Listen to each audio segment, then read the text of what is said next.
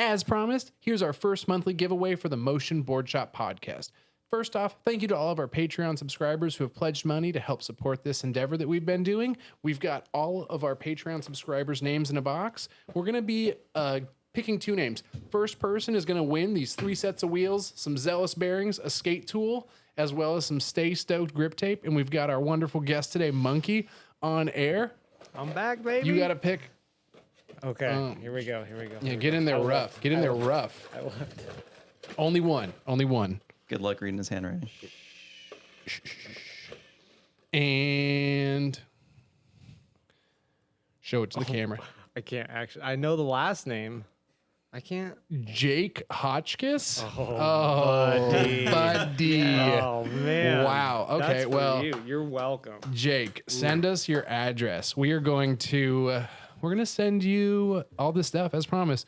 But because things have been going well for us over here at the podcast, we're going to pick one more name. Yeah, dude, my handwriting sucks. Horrible. This is going to be our runner-up, just because things have been going well. We're going to send you a set of Free Willies, and we're going to send you some Stay Stoked grip tape. Monkey, who won the second one? Ooh, Eric Warner. Eric Warner. Ricky, is that Ricky Wayne? Oh, buddy. Ricky Wayne. Thank you guys so much for supporting the podcast. We're going to be doing this all the time. Thank you to all of our Patreons. And then if you do subscribe, the Nate Hates episode is on for our Patreon people only, because it's definitely not safe for YouTube. So like and subscribe. Thank you so much for tuning in, and I hope you enjoy the pod.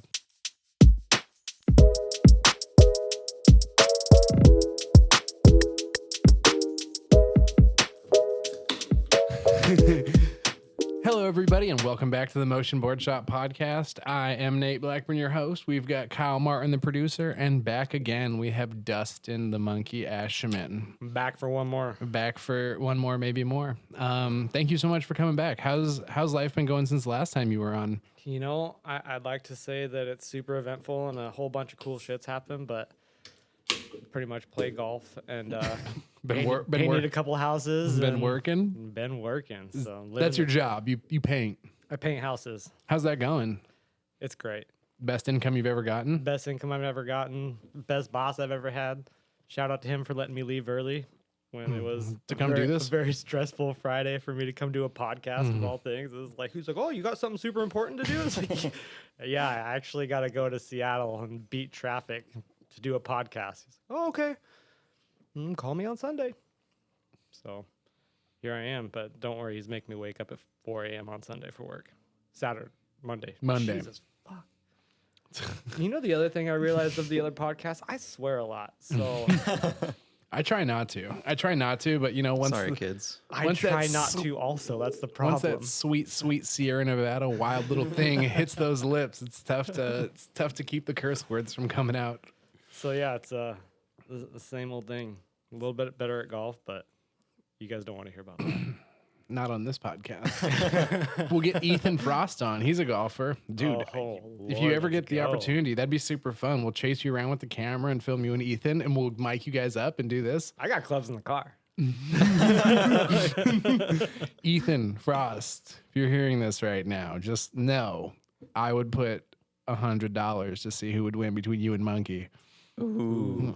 I've Are been we following doing Ethan. stroke He's play or like winning per hole? Yeah, winning. Is that like skins? Yeah. Yeah, like I would say skins. Definitely do skins. I'm down for that. Skins. That way you guys can bomb them. I've been known to blow up a hole or two, so stroke play isn't real good for me. You mean golf? Oh, yeah. Have you ever heard of the term making a snowman? Oh, no, I skip right past those bastards and go right to 9s and 10s if I'm really going to fuck up. Yeah, okay.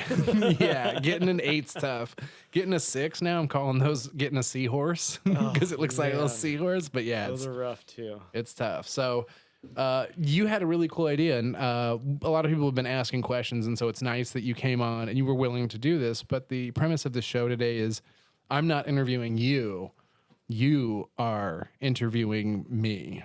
I mean, and there's a bunch of questions that we fielded through Instagram.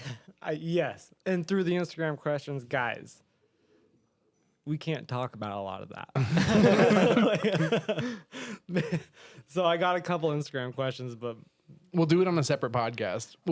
We'll save all those and we'll do it on the for the Patreon. Oh, there you go. Yeah. That would be perfect. We also I just got a did bunch the of those. we also just released on our Patreon the first Nate hates, where we go over a bunch of the stuff I do not like, and we would talk about it more, but you're gonna have to check it out on the Patreon because it's definitely not as PG as this. You're gonna want to go check it out. It's really good. Yeah, And in the future, I have some questions. They can't go on this one. Then Yeah. we'll throw on the Patreon one. It'll be a great time. yeah.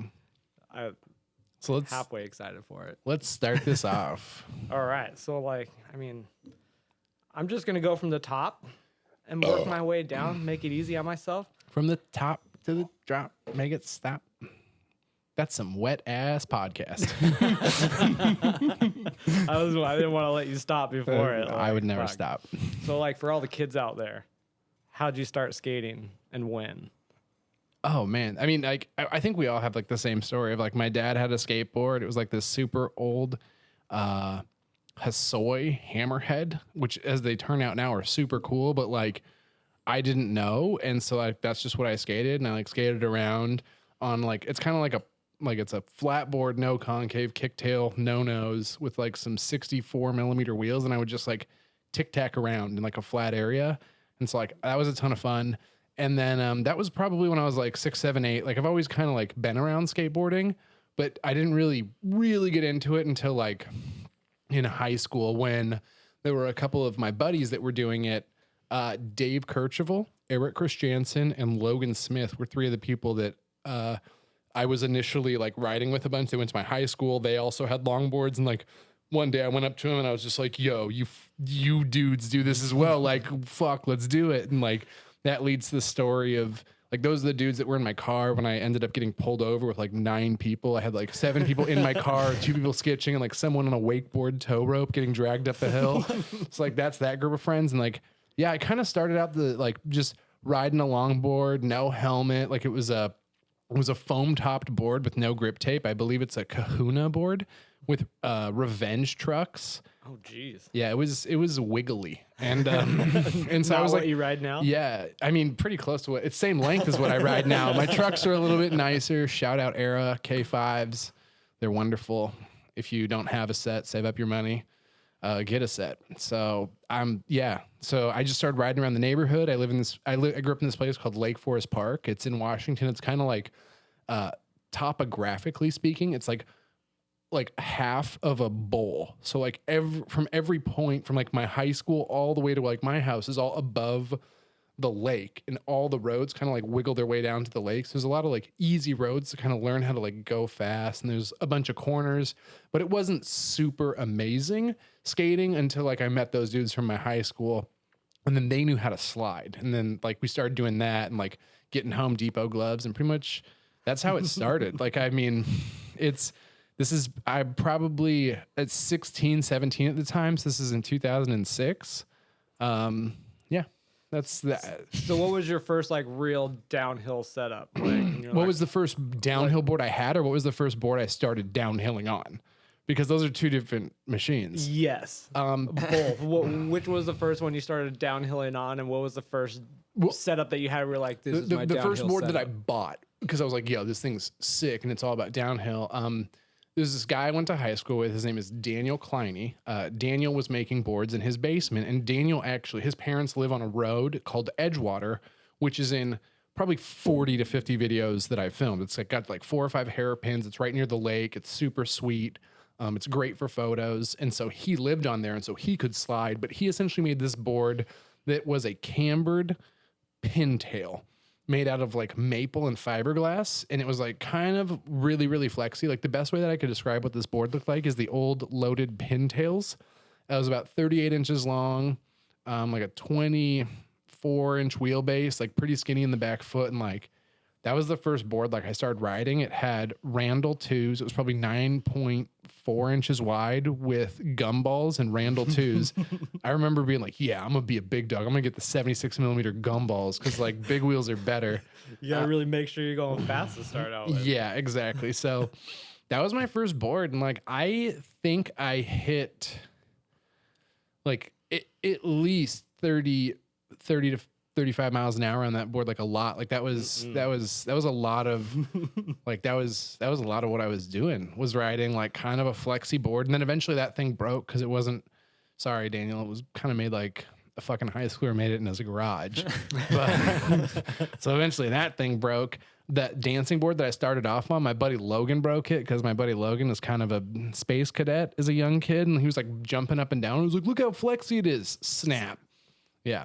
So that happened. And then like I was like, dude, I love this board. So I ended up going to Home Depot and getting like square bar, like 1-inch square bar, and like mounting it to the bottom of the board. So the broken like foam top board I had, I put like 8 pounds of steel to the bottom of it so that it would be good again. And then first day we were riding it, like it was kind of good. Like once the steel was in there, I was like, oh damn, it's got a little bit of flex. It's a little heavy, but like it still feels like a good board. It's on Revenge trucks, and I was carving super hard and ended up clipping a curb and breaking the Revenge base plate in half and snapping the deck through, or snapping the trucks through the deck. Like, so Jesus.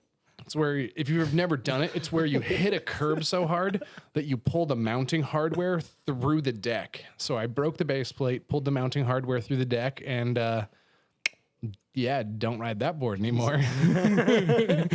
So that's kind of the first downhill board that I like rode on. And then like, I would say the first board that I downhilled on, like this is such a loaded to ask question, because I was kind of a gear whore initially. Like I had like a lot of different boards. I still have a lot of snowboards. Like at least my longboards now, it's like I ride one board. Like I used to have like 7 or 8 boards. Like this board's for this and this board's for this. But like really they all did the same thing, because back then I barely knew how to slide. It was just like going 35 miles an hour on all grip roads. So I would say the first board that I kind of went fast on and like was like, this is my first downhill board that I built from the ground up to be a downhill board, was a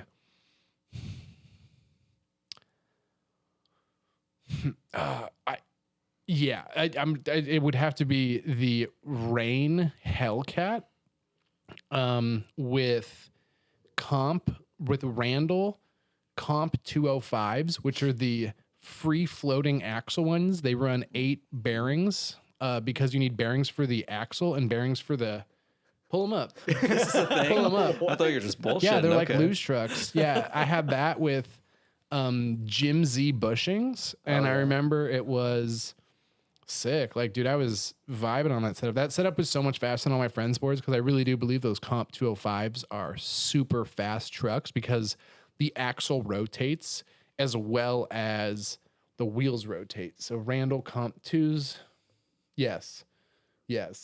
Nope, that's not it. Yeah, the hanger on the right. Yeah, click on that bastard. Boop. So the thing you don't know about these is it's super hard to tighten down the axle nuts, because the axle rotates. So there's nothing to hold against. So when you tighten it, you'll notice that the end of the axle's actually got a flat edge. So if you want to change wheels, you need a flat edge screwdriver. To do it. And once again, it takes 8 bearings. Setting them up is a fucking science project. Like there are goddamn like Roblox sets that are easier to put together than these fucking trucks. And yeah, they fit Jim Z bushings in them. So that was kind of the meta at the time. Loved them. Had them on 42-degree plates because those just came out at that moment. And yeah, I went really quick. I think I did about 55 miles an hour on that. And then, I mean, I had a bunch of different wheels, but if I had to narrow it down to like, yo, these are the wheels that I had on that board at the time, it was probably something like a 4 President in either purple 83 or orange 80A. You don't remember. I mean, I know that I was riding those a lot because I thought they were cool. And at the time I was working at a shop and all the kids thought they were cool. So I was like, well, I got to ride them so they know I'm sick.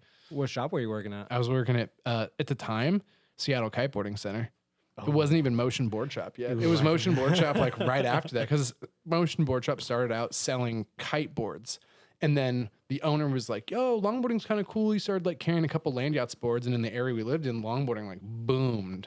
Like that's why Motion Boardshop kind of like really took off initially, is because our whole area was really conducive for it. So there was a lot of really good places to ride for a lot of different skill levels. And yeah, and so it went from Seattle Kiteboarding Center selling a bunch of kites to Seattle Kiteboarding Center selling a bunch of longboards. Then it became Motion Board Shop. So which came first, the Motion or the Omen? Definitely Motion. Omen came afterwards.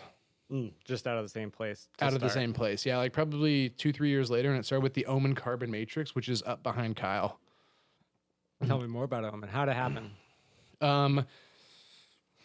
The owner of Motion Boardshop at the time, Jason Clack, wanted to make more money, as I think we can all relate to. And he was like, damn, I really think that these carbon fiber boards are selling super well at the time. Like the D-Light foam core rain boards were super popular. The carbon boards from land yachts, like the old Carbon Evo, and some of those were really popular. And so people were spending like big bucks. Like I remember when we used to order 20 switchblades and 20 9-to-5s at a time and sell them like same week. Just like it was popping. It was so insane. Like I remember The theories of the day. yeah, it was like holy shit. Yeah. There are times when I just remember getting like boxes and boxes and boxes of like switchblades and 9-to-5s. And like this is when you'd order 20 demon seeds and 20 switchblades and 20 9-to-5s and 20 wolf sharks and sell them all. And it and longboarding was booming at the time. So like obviously that's what's gonna happen. But yeah, during that process, the owner knew a kiteboard or a wakeboard manufacturing company that was like down to make these really complex boards. And so there was like a group of people. I was part of it, but there were also people like Chip Wood, Trevor Preston, and a few others who were around the initial Motion Board Shop. They got to put a lot of input in there. I think like I'll name like pretty much if you were around Motion Board Shop, you were like asked like, yo, what do you think would be cool in a board? And so they came out with like that cereal bowl concave. Like it was very cool. They had a lot of very cool like design things. And at the time that board was the shit. And it was the Omen Carbon Matrix. And it was a bidirectional semi drop deck that was very similar to a Rain Nemesis. And if Rain ever brings back the Nemesis, that shit'll still sell because that type of like the Omen Barbarian, like those types of boards are still cool and people still rip on them. Damn. I didn't realize it was like that. I thought you guys just started pressing boards in the back. No. They Motion were like Board Shop. OEM'd initially. Like it didn't start. I was way off. Yeah, because that was when Motion Board Shop was in Lake Forest Park. And then Motion Board Shop moved to be in near Aurora and 83rd Avenue. And that's when they started pressing with Dwayne initially. Because it wasn't initially... Dwayne Black Dog Dwayne? Yeah, Dwayne Black Dog. Dwayne was making boards in his garage. And then when Motion moved, Dwayne moved in with Motion. And then he was making all the Black Dog boards there, which was very cool. And then after he was... And that was a tough situation. And then eventually... Omen was making all of their boards with Motion Board Shop, and that was when like the TKO came out, and the Pike came out first, and the TKO came out second, and then the Spawn, the Sugar, the Kush, all the good stuff. Yeah, all the good stuff. Those were the days. Dang. So from your the start of you with Omen to when you, I guess you left. I asked to be fired. Best and worst experiences. Going from, say that again? So from start with Omen, just Omen, not the rest of your life. Best and worst experiences. Working for Omen. Yeah.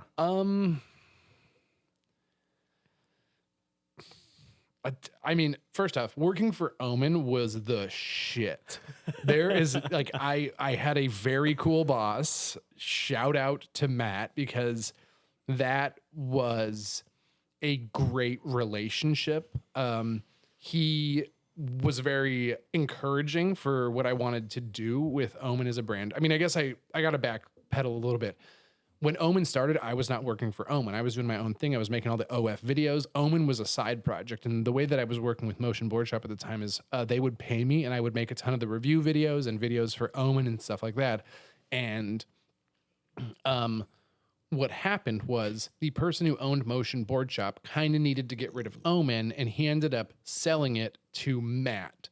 And when he sold it to Matt, Matt needed to do some restructuring. They pulled the manufacturing out of Motion Board Shop. They moved it to a factory about 15, 20 minutes north of Motion Board Shop in Linwood.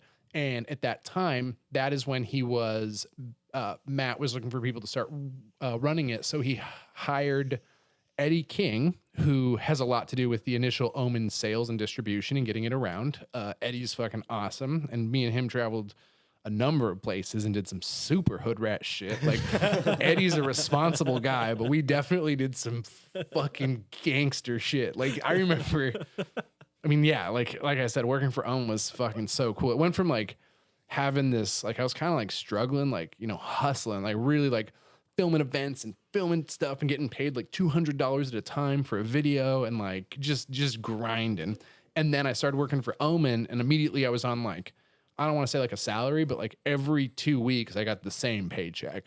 And so it was like, holy shit, now I can do what I want. And that's when I really started pumping out a lot of content because I was like, all my videos are already bought. Like, let's get the homies together. Let's film a bunch of stuff. And so working for Omen in that regard was awesome. I got to design some boards. I got to go to Europe. I traveled around the country. I had a van that I could live in and drive around. I went to a ton of skateboarding events. It's like that. I would say like Omen, like what was the best part is like having a company support you and be like, yo, let's grow this brand. And unfortunately, the downfall of me working there was core longboarding kind of fizzled away. And Omen was noticing that they were getting a lot more sales in the pre-assembled completes market.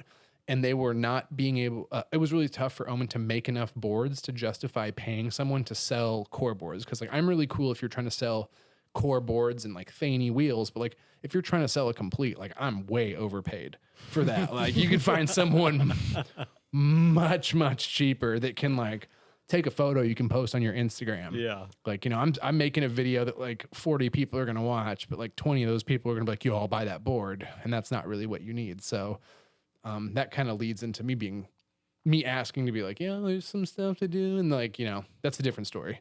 But yeah, worst part working for Omen. Honestly, like, Doesn't sound that bad. yeah, like what, I mean, the bad things happened personally to me while I was working at Omen. There were a couple things that fucking sucked, but like, it wasn't like it wasn't like my boss came down and shot me with a fucking BB gun whenever like I showed up late. Like, you know, he's like, Nathan Blackburn, not again. I'm gonna 9 pump you, you son of a bitch. Pah! Like, no, that didn't happen. Like, so, I mean, like, that's a fair haven't- answer. I mean, like, I really, if you were to like ask 20, I don't even know how old I was. Like, I can't believe I'm 31 now. I still think back and I'm like, holy shit, yeah. Like I'll be like drinking a beer sometime and I'll have that thought like, oh, fuck the cops. And it's like, oh, fuck, I've been able to have this for a decade now. Like, why do I still think that way? So I think I was like 24 to 27 or something working for Omen. And at that time, like, what a cool experience. I will say my least favorite part of, I mean, obviously the Omen Southern Comfort Tour, purely because, I mean, The highest highs and the lowest lows. dude, no, the lowest lows, the like being, I can't even say it, but like I had a really interesting relationship at the time, and my person I was in a relationship essentially, I don't know how to say this, She robbed you.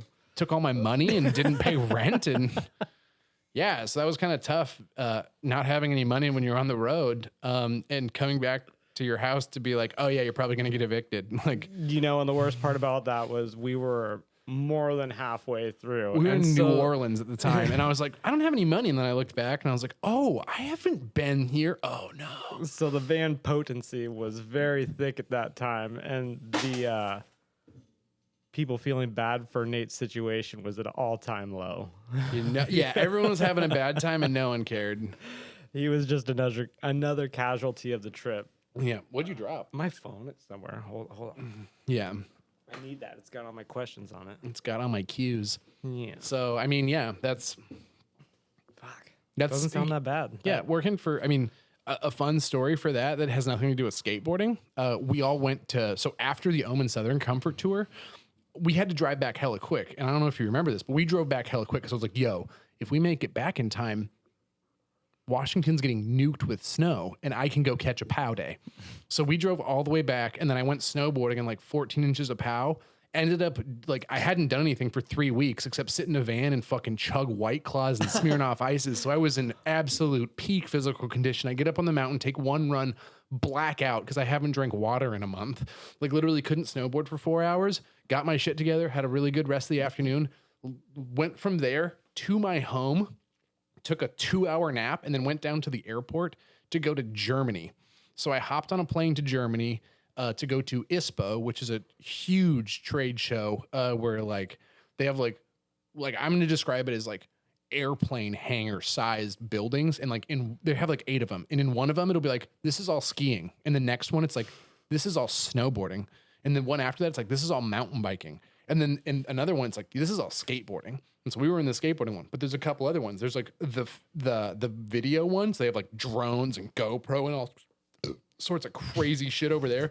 But even cooler than that is you can go to one of the last airplane hangars is the fucking Chinese manufacturers. And so you can go to China and see your shit that you just came out with already being ripped off. And so like we go over and we're like cruising around. This is at the time where we were there. And by the way, in Germany, you can drink if you are literally conscious. So like there are 16-year-olds walking around with beers. There are like the Red Bull girls are coming around like 14 times an hour trying to give us Red Bulls. And Was Eddie there? dude, Eddie was there. Me and Eddie were drinking so much fucking Red Bulls. And shout out to, I want to say it's Da Silva Boards. They were making coffee. And I want to say it's like, I want to say that these gentlemen are from Israel. They're from Israel.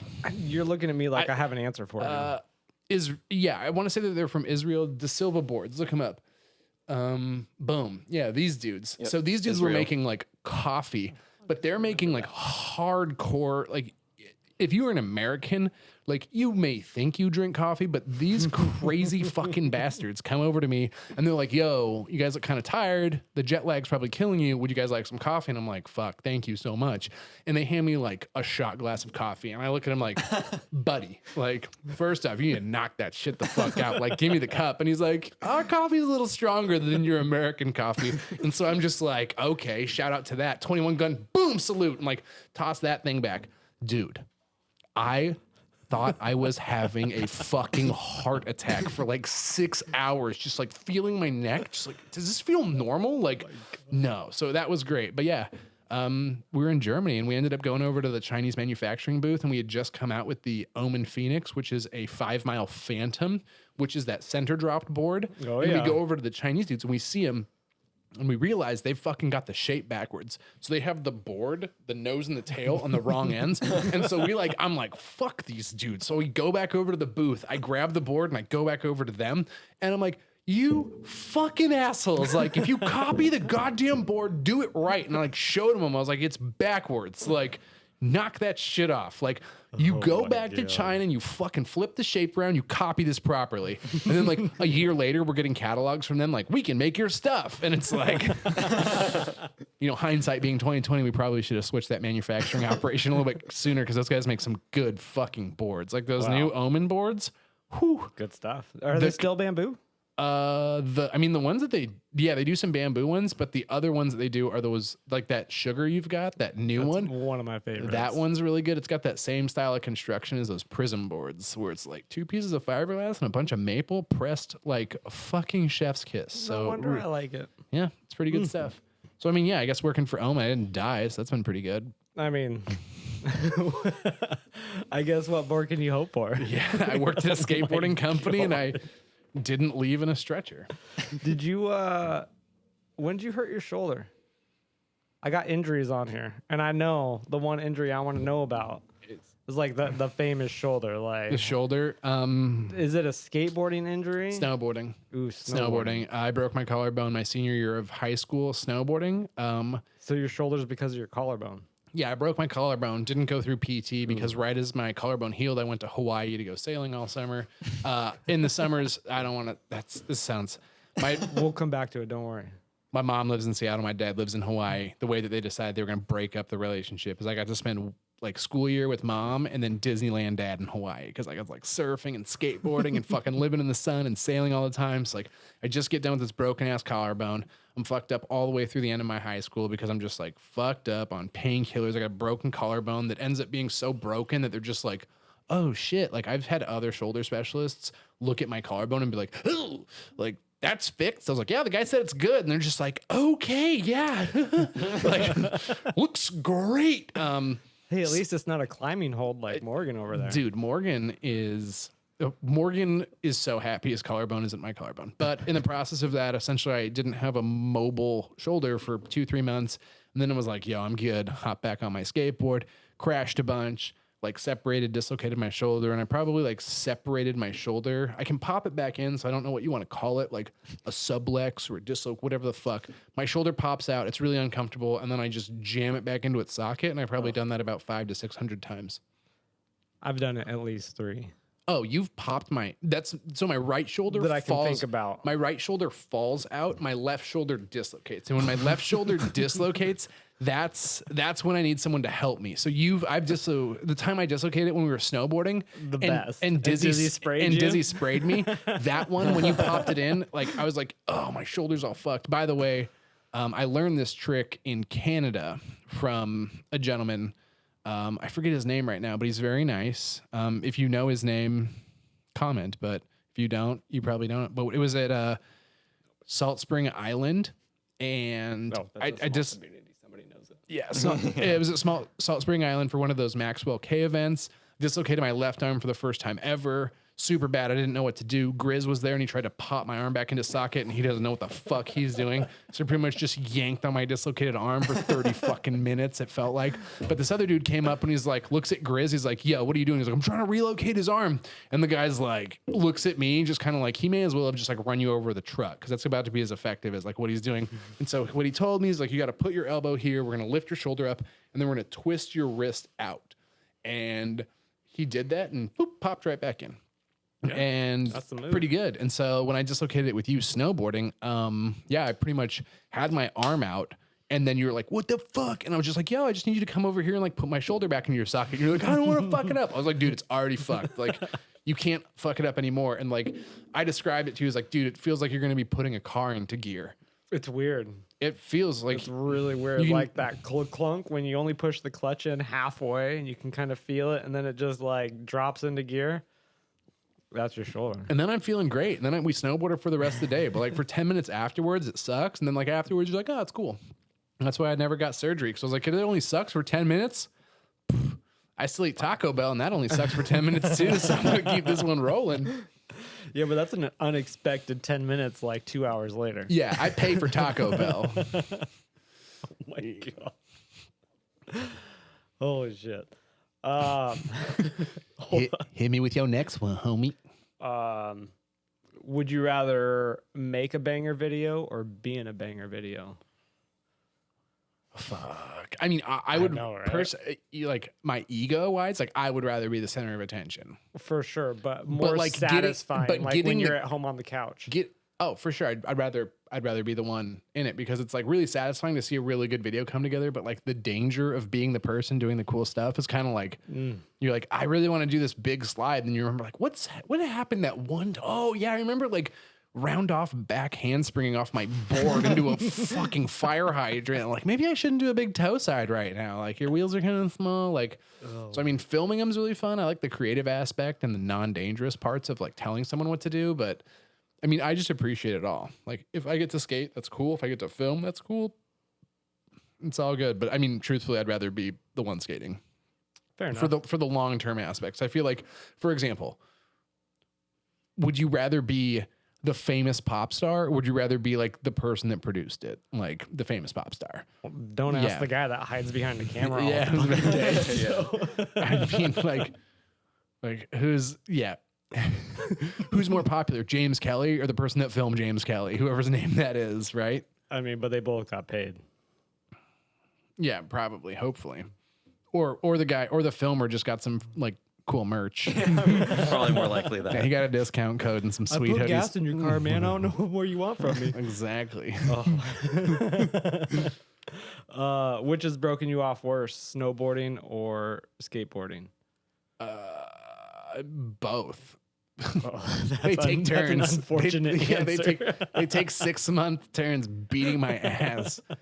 This year, I mean, knock on wood, but like I've been chilling out a little bit more. I mean, it's different now that I'm not driving around the country skating new crazy roads all the time with a bunch of fucking murderers. Like when I went to North Carolina, it was just a bunch of super good skateboarders. Like skate this, it's like, oh, like oh god. Now I skate a lot more consistent. Like I skate a lot of roads more. So I'm a little bit more consistent. I've had more time to skate and focus on like the finer details. Like I've done more straight hill skating since I've owned Motion Boardshop. So a little bit more like technique has been brought up. So I don't crash as often, but I also don't skate as fast. And I like rarely tuck anymore. So like it's been a little easier that way. Snowboarding though, like I feel like I've definitely aged a little like a fine wine. Like I fucking landed a backflip this year. You did. I did. In front of you, in front of all the homies. I got that shit out like quick. I was like, oh, there's 8 friends around. Now's the time to do it in front of everybody. Told nobody. Devin knew. Oh, wow. Well, Devin was up at the top and he was just like, looked at me and was like, yo, you know, be sick. It's just kind of like, what were you thinking? Because I was thinking, I like saw the jump and I was like, fuck, that looks like it wants me to go upside down. And then Devin turns around and be like, if you're ever going to do like a spontaneous out of the blue backflip, like this would be cool to watch. And I mean, if you know me, like I'm always one to entertain. So I was like, fuck it. Like there are people around to watch. I did it. I stuffed the first one to my fucking head. But then I was like, oh shit, unlikely that I'm going to do that twice in a row. Went back up, landed the second one. All good. Learned how to board slide on my snowboard. So, I mean, this year's been good, but I would say like injury wise, I knocked the wind out of myself recently on my snowboard. So that wasn't that bad compared to the other shit. But like lifetime career snowboarding, I've hit a bunch of trees. That's bad. I hit the tree in front of you. You hit that one straight on full body and then got covered by snow while I was laughing at you. It's still, as soon as you said hit a tree, I see it just replay in my head. It's, yeah, we were ripping through the trees. I was fucking smashing, so dude. good. I was. No, the best part about it is you're like, hey, keep up with me. We're going fast. Dude, I know that area of the mountain super well. And like, I can't tell you how many times I've been through there at that speed, but like I hit a downed tree under the snow, carving, lost my edge, missed the gap I was trying to aim through, and then hit a tree. Like I hit the tree with my shoulder, elbow, hip, knee, and like ankle. And like when I hit it, it was just like full edge to edge contact. The way that I describe this fall is the most hurt I've ever been without being broken. Like I went from like 25, 30 miles an hour to stopped, and I hit the tree so hard that all the snow in it fell. Covered. Yeah, so I knocked the wind out of myself. So he's like trying to breathe covered in snow. And like we're talking heavy northwest snow. Like if you're from Utah, you don't know what this is like. So I'll describe it to you. Go to Home Depot, go to the gardening section, and have someone throw a bag of bark off like the 3rd story onto your face. So I'm on the ground, barely able to survive, and just chunks of snow are landing on my back. And I know my friends, I would expect nothing fucking less, but the only thing I can hear over the sound of super wet, heavy snow crushing my carcass is fucking Monkey just laughing his ass off like 13 feet away from me, just like, yo, you fucking fuck, dude. Just pulling out my phone. I got a photo of it. He's got a photo. Like I always got a photo of something when you're hurting. And so, yeah, I've hit a lot of trees snowboarding. The shoulder really sucks. But I mean, I would say I like snowboarding more because you can crash harder without getting road rash. Like road rash sucks. So while I've gotten really hurt snowboarding, like I despise road rash more. So anytime I get like bad road rash, it takes like 3-4 weeks to heal all the way. And then like you want to still skate because it's summer. And so like, I would say like longboarding has hurt me more often, but snowboarding like comes in like once a month and just like kicks my face. Well, that fucks up my next question. What is it? If you had to give up one or the other. Longboarding. Sorry. So fast. Like, I kind of had a feeling, but after that story, I've said it before. I'll say it again. If I had to give up something, but that's assuming I could snowboard year round. If I could snowboard year round. Of course you can't. What if I have money? No, still no. So I have to be poor? No, you can't fucking load one side of it or the other. You have to live in Seattle and run Motion Boardshop like a fucking adult. And you either get to snowboard or you get to skateboard. But if you don't skateboard, you don't get to go to any of the events either. I go to the events now and I don't skateboard, so why can't I do that in the future? I feel like that's kind of a loaded question. I don't know. It's I mean, I had to throw it in there. I had to even them out. I don't know. I feel like I could do snowboarding longer at a better level, but I really No think Tepe, no Maryhill, no Giant's Head. those are 7 No days. Sun Peaks when it comes back. Those okay. Now we're at 10. Those are 10 days you still talk about from 5 years ago. Yeah, I went snowboarding 40 times this year, and I had a pretty slow year. Like last year was like 45. The year before that was like 45. The year before that was like 82. So like, I feel like you're throwing out numbers now. no, I know because Stevens Pass when you would go through the gate and they're like. And it's like, yo, I'd be with my friends, like, how many days do I got? And they'd be like, 82. And I'd look over at my friend and be like, Damn. that's right. You know your boy's getting that Omen money.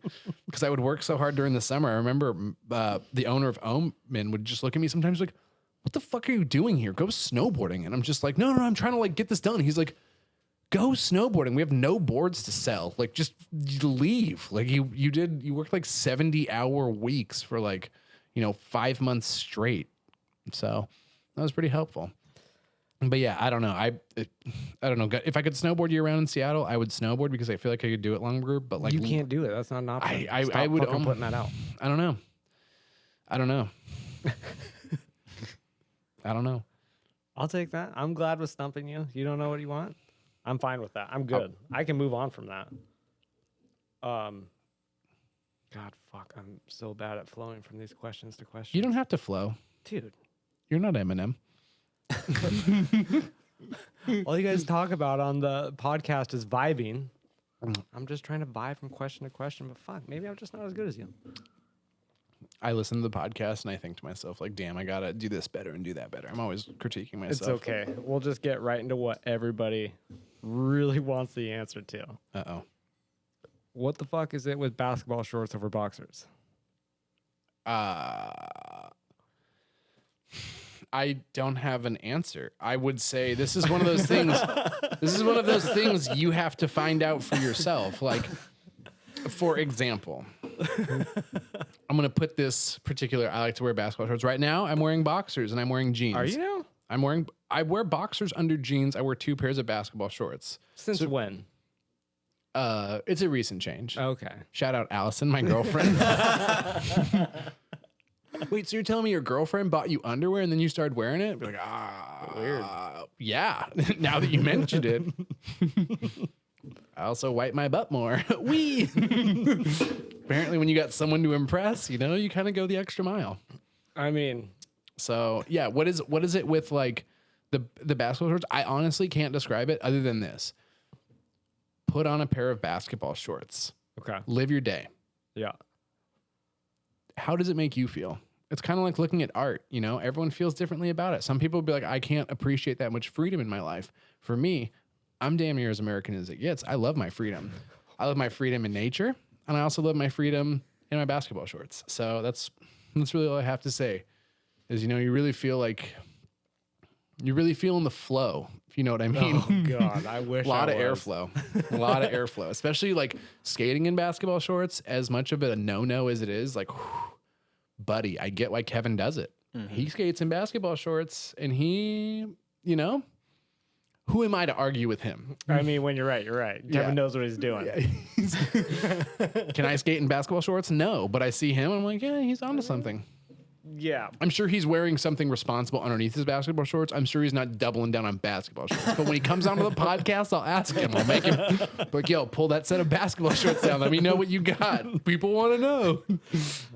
I mean, People out there, people in here. So I don't know. I don't know what the right answer is, but try it for yourself. Tell me what you think. Leave a comment, like, and subscribe.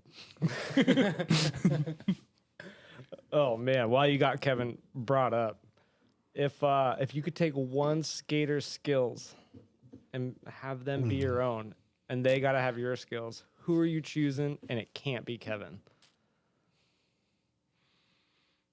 I had to make it hard on you. I mean, one skater's skills. What, you got to swap them out. So whatever you get, you're sticking them with what you got. They're I doing nothing would but see- fat boy milkers all goddamn day. See, I was gonna say I want to be Kevin because Kevin can also run a. Exactly. He I can know kind of like this. run a This is an easy business, and so I'm answer. like, yeah, be him. He seems like he's got his shit together. So But like, that's not skate skill. I'm talking skate skills. Like Only. you guys swap skate skills straight across. Who you putting in the fucking doghouse and who you getting the goods from? ooh, man, that's like I would say I'm gonna say three names, then we're gonna talk about the three names. right. First off, Byron Essert. 100%. Sorry, Byron. You're gonna have a shitty toe side after we swap. Okay, you fucked for that. The other person that I fucking love watching skate, but I haven't actually seen him skate, is Dominic Schenk. He rides for Rocket Longboards. Dude is a fucking animal, like full speed, stand up, heinous skills. I don't know if he's still doing it, but I've seen a couple videos from him that just make me like, huh. Like I wonder what that would feel like. And then, I mean, I hate to say it because it's gonna make his fucking head get so much goddamn bigger, but I would almost choose like Morgan. Like Morgan can God. fucking bang on a skateboard, like on a longboard. Like if I could, And then you're gonna put some weight behind it. dude, yeah, if I could be if I could be my weight with his ability to like combo break and do stand up toes, like, yo, that would be neato. That'd be cool for me. But you still gotta ride those tiny boards too. But if I had his skill, who the fuck cares, right? Like I'd That's also fucking ride it. true. All right. Homie could ride his goddamn penny board down any run and be like, "It's chill, you guys. Just put my back foot here and we." I don't know. Those would be my three. I mean, but thinking about it, like I think I'd almost. Yeah, I want to. I would say Byron, but I'm gonna have to say Morgan because I like the. I've spent a lot more time around him, and I've seen him survive a lot of dangerous shit. He's gonna be real bummed to find out with your skills he's never winning a race. Yeah. So it'll be like it is now. So, yeah. Morgan Owens. I choose you. Pokemon. Gotta catch 'em all. It's you and me. Oh man. Well, since you're screwing over one of your favorite California riders, He's not my favorite. I'd be Kevin. fair enough. I played Morgan. Who's your favorite Canadian? Not just skate. Well, I'm sure it's something skate, but who's your favorite Canadian? I I almost want to say it can't be less. I'm literally wearing a fucking flat spot shirt. That's exactly what I looked at. This is the Motion Boardshop podcast. Here's my flat spot shirt. Make sure you can get that. Please, if you're in Canada, give them your money. I really like Les. He's a little bit more on the like. We've had a very great relationship. He's been around the industry for a super long time, so we have a lot of similar loves and hates and a lot of similar complaints. And it's nice to talk with someone who like also, you know, like when we talk, like there's a lot of like BS and how's it going and like stuff like that. But there's also a lot of like, can you believe these motherfucker shits? And you're just like, oh yeah, like I'm in the same boat. Like I too am suffering from that bullshit. So, yeah, I can't choose less. I You gotta can't move I on. can't choose less. You can never move on from less. Leaves you heartbroken. I mean,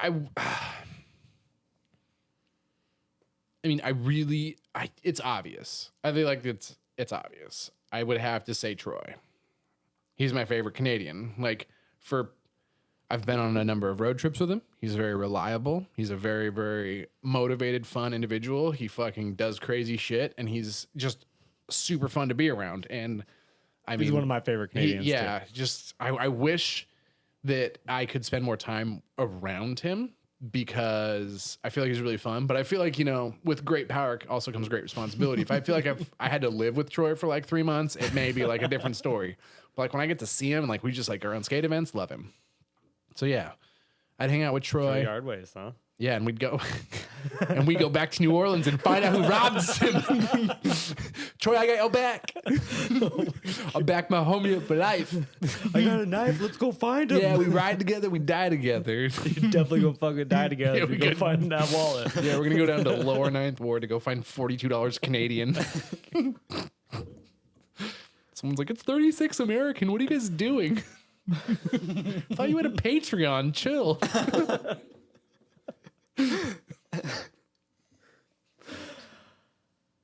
You good? You do have a Patreon. We do. You can also subscribe to hear that Nate Hates episode that just came out. No, it's pretty good. They're gonna get better. They're probably going to get worse, which is what people want. Well, Yeah. it's Next all, question. how about you look at next question? Next. You love Maryhill. When you think of Maryhill, Do I love Maryhill? what's your favorite Maryhill moment? What's your favorite go-to? Like, no, this is Maryhill. Because let's be honest, you've done all lot of sides them. of it. I've done a lot of them. My favorite moment is obviously just riding with your friends. Like, You got to narrow it down more than that. Because let's be honest, that's why we go to Maryhill. just ride with your friends. Everybody does that. I mean, I like, want the specific, like, this happened to Nate. This is my favorite moment. what made me feel the best at Maryhill? Feel the best. Like, you Yo, I smile took- every time you look back. I know. what you're talking I've already. What am I going to say? What am I going to say? You don't even know. You don't even know. When you took out Les. No, that's exactly what I was going to say. No. I was going to say when it was myself, Morgan, and Les riding down the hill, and they crashed behind me. I don't know what happened. Someone said it was my fault, but I didn't fucking fall. So you can argue with me. That's the story I heard too. Like you taking out Les. No, I mean, yeah, sure. Maybe I took him out, but it's weird that I rode away and he rode Morgan like a fucking penguin off the side of the road. Like the way he describes it is like I cut him off, which I doubt because I think he just set up poorly for the corner. He was probably tired from driving down from Canada. He's got a lot of things on his mind. He wasn't prepared for 220 pounds of to judo chop his ass into that corner. Because I came in like a dude. He got I swooped his ass. He's slow, and I had to cut him off to let him know, like, yo, I'm the #1 shop owner in this state. You're on my turf now. So I mean, I didn't try and take him out. Last thing I want to do is take a friend out. It's more fun to ride with people than ride like. Because the bummer was after that happened, I'm by myself on the hill, just like, oh, I'm nobody else to play with. But yeah, something happened. We were just cruising down Maryhill really fast, probably a tailwind, and I did something, and Les ended up wobbling into Morgan, and when they crashed, Les grabbed Morgan and put him under him, and so he rode Morgan off the edge of the road, and Morgan was fucked up. And Les, Morgan comes down, and he looks like he just got put in a fucking washing machine, and Les is like, "Oh yeah, I rode his ass off the fucking road," and just like kind of like you look at him, and you're like, "No, that's exactly what happened. I was there." So that was good. And the reason why I like that moment the best is because it still gets brought up, and I got to play a supporting role in that particular movie. I didn't have to be a main character. And Also true. yeah, and watching your friends crash is way better than watching yourself crash. So But it does give credit to how good you are at Maryhill because as soon as you said when I took out, like I knew the one. yeah, You don't take people out very often. I'm not Dennis. No, Dennis takes you out. Never ride with Dennis. 100%. Yeah. He's a loose cannon. yeah, He's between- almost taking me out. Yeah, between Dennis and Lee, Dennis tried to take me out one time, but he's like 106 pounds. So I just grabbed his little ass and stood him back on his board and told him no. Just like I tell my dog, put my fingers in his face, no. Yeah, we were in backbreaker and he tried to like inside line me, but I was going slow. So when he like tried to inside line me, he's like, oh, I'll just push you out of the way. And it's like, dude, you are not pushing shit, little guy. So we like slammed into me and I kind of like grabbed him as we were going through that corner and I looked at him. He was just like, whoa. And I kind of looked at him and I was like, hey, pass me on the outside. You're better than that. Like, slow guys on the inside. Make room. So, yeah. It's okay. He almost got me in a straightaway of all places where you think you're safe. That's Through good. comes fucking Danger Dennis. Yeah. I do a tough remember one. racing Anna O'Neill down Maryhill and crashing off the side because I was so far in front of her. I was talking shit with Anna the entire fucking time. She's like, I could go faster than you. And I was like, Anna, first off, that's very sweet of you. I believe in you. I'm all for this. Like, I think you're a wonderful racer, but there's not a fucking fart's chance in a goddamn windstorm that you're going to beat me down this fucking hill. I got 200 pounds on you. I got fucking skills. So Who got the bottom first? I crashed. I crashed big time. She beat me. She beat me big time. down? She had like 4 people giving her bumps. So like I pushed out in front of her. I was fucking gone. I'm fat. It was a slight tailwind, which means the first part of the hill, there's a fucking raging headwind. And she pretty much got blown to a stop. And I was like, stupid local knowledge. Oh, you should have been putting on hundreds of pounds for this event. So Anna, if you don't know Anna O'Neill, she's about the same size as about 3 of these beer cans stacked up. She's very nice, but she does not have this gas tank that I've got. And so we're racing down the hill. I was in front. We went into, I want to say it was the in between repeater 1 and 2. There's a slight bend to the left in that kind of like 250 yard straightaway. And I was looking back, making sure that she wasn't going to catch up because I knew people were bumping her. And as I looked back, I was like, fuck yeah, I'm totally going to win. And I skated right off the road. Just ate shit. Like, it was tough. And so, yeah, Anna, if it ever comes up, just remember, Anna O'Neill talked the talk and walked the walk. She told me I was slow and she fucking beat me. So she's still the undisputed champion of Maryhill. She's probably drinking wine the whole way down too, like a boss. No glass. Well, except for that one time. Yeah, wine in a box. She's classy.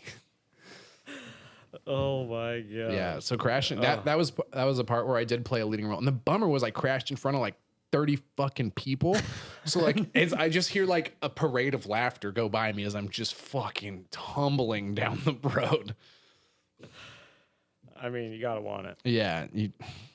I'm sure you're not the first person to think you had Maryhill and look back and rode off the side of the road. I know Johnny did it. Yeah. Yeah. I mean, a lot of people have done it. It'll happen. Par for the course. If you like golf references. I mean, yeah. As soon as you think you're safe. Snowman. Yeah. Ugh, they're rough. Yeah, I shot a -2 this morning. No big deal. Is that your other hobby? Disc golf. Is that the only other hobby you got, or is that just the thing you Yeah, got? I'm kind of a You really good now, or what?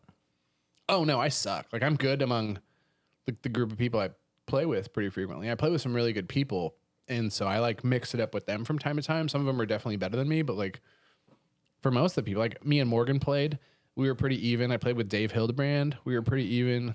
How'd Dave come up? Yeah. Yeah. So that was pretty chill. I'd like to play with, I mean, there's a number of people I really want to play with. Trill Phil out there in North Carolina. I see you throwing them discs. I like that. I really want to come play with you. He's playing tournaments. There's a bunch of Canadians that do it. A bunch like Daniel Angle. I know that Mr. Kevin likes to do it. So I'm down. Ooh. If you were Also shout out Sierra Nevada. I know that you make a Wraith and a Rock 3. And I know that I would like to throw one of those. Also, this is a very delicious beer.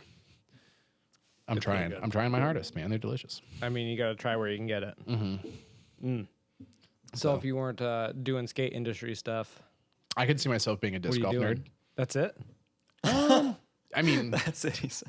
yeah, dude, I'm simple. Okay. I'm very straightforward. Like, what you see on Instagram is what you get. Like, I'm not like leaving here and I'm like, oh yeah, I'm really into Pokemon cards. Like, no, I leave here and go home and watch skate videos. like, but you just sat in the shop all day and watched skate videos. But like, yeah, but there's a couple more out there I didn't get to watch yet, so I gotta go home and check those out. Disc golf videos, snowboard videos. We watch nothing but disc golf when I come here. I'm not gonna lie. So did Morgan and I. Watch the Jonesboro Open. But yeah, continue. Team manager, right? Used to do that a lot. Yes. Sick. Who's the best and the worst team member you ever had to deal with? Well, who was the and not just the getting rid of at the end, or Who the was best to start. who was I'm the- talking overall. who was the best?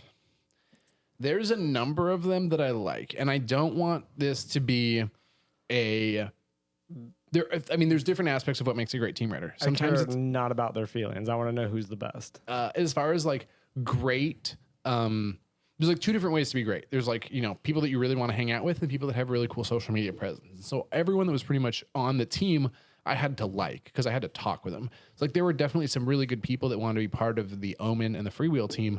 And I was just like, I can't fucking stand you. So no, like I just no, like I just don't want to have to answer that email. Like, fuck, no.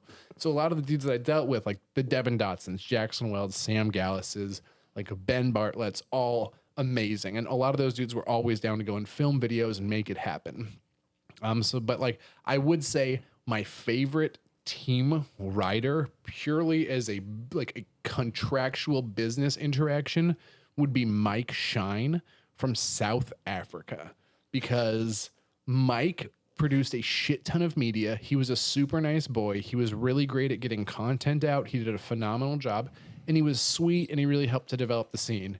And so I think like from the managerial position, it's like, yo, what a great job like you're doing. He really helped to increase our sales in that particular location. So like phenomenal.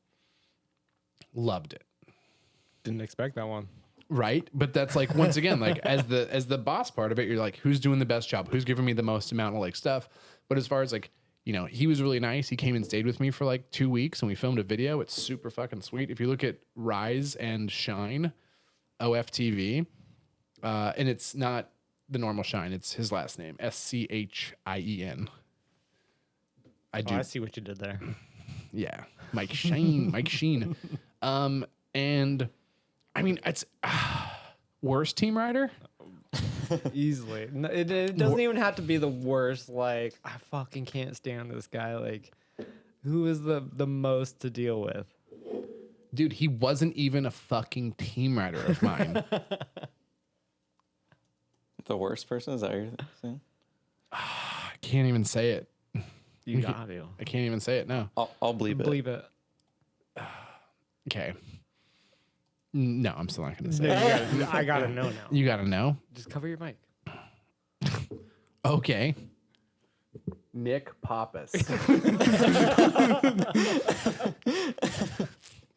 Did you hear that? Maybe if I say it like this, Nick Pappas. I mean, it's not that he was the worst. It's that we had a very different relationship than some of the other team riders that I did. Like there was, but like the reason I would say that is because like we just didn't get along in certain aspects. We got along great as friends, but like just like travel, the way that we traveled together was super different, very different. Cause like I feel like me and you can travel really well because we both fucking hate each other. And so 100%. it's super easy to just be like, well, you're stupid. And I'll be like, well, you're dumb. And then like, boom, we drive 1,500 miles, no problem. But like, there's differences with different people. I would say it like the most mad I've ever been at a team rider would have to be Nick Hansen. Was it the stopping on the side of the road for Pokemon? It was the stopping on the side of the road for Pokemon. Yeah, that's pretty much. We're driving down the road. We got to go from like Denver to fucking Kansas City, and like we're driving. It's a super boring drive. We're driving in the middle of the night. I just like pulled like 7 hours or something, and like Nick's got to drive a couple hours, and then we're there. And it's like you got to realize how the Omen van works. Like you don't just get to hop in the Omen van and sit in the back seat the whole time. Somebody drives for 5 hours. They get gas once and then drive to the next gas station, and then your turn is done. Yeah, you And go so from everybody's gotta take their you go turn. full tank to full tank. So you when you get to the gas station, you switch, you drive your 4.5 to 6 hours, and then boom, you're out. And But Nick was good. Nick actually took one for the team in Philadelphia when I told him to go around the block, and he ended up getting pulled over while I was buying fucking vape juice of all shit. It's like he gets pulled over. There's like 3 police officers in Philly just giving him the fucking runaround because he took like an illegal right turn. And in his defense, that right turn was fucked. And Philadelphia needs to fix that fucking intersection because homie had every right to take that right turn. But these dudes are just being shitheads, and it probably had something to do with the fact that he's in a big van that essentially says skateboards, which means pull me over.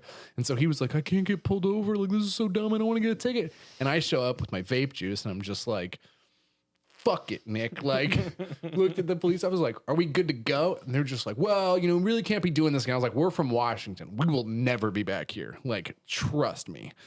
Like, look around, be like, I'm never coming back to this intersection. And they're like, okay, cool. You're out. And we're like, deuces. So that was pretty cool. But yeah, when we were driving down the road and I was like, got a little bit of sleep after my 5-hour drive, like, I was like, man, you know, I woke up and I was like, that's weird. The van stopped.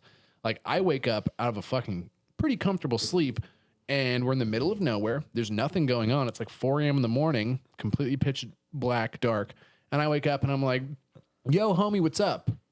It's just Nick and I in the van. No responses. And I'm just like, oh shit, what the fuck?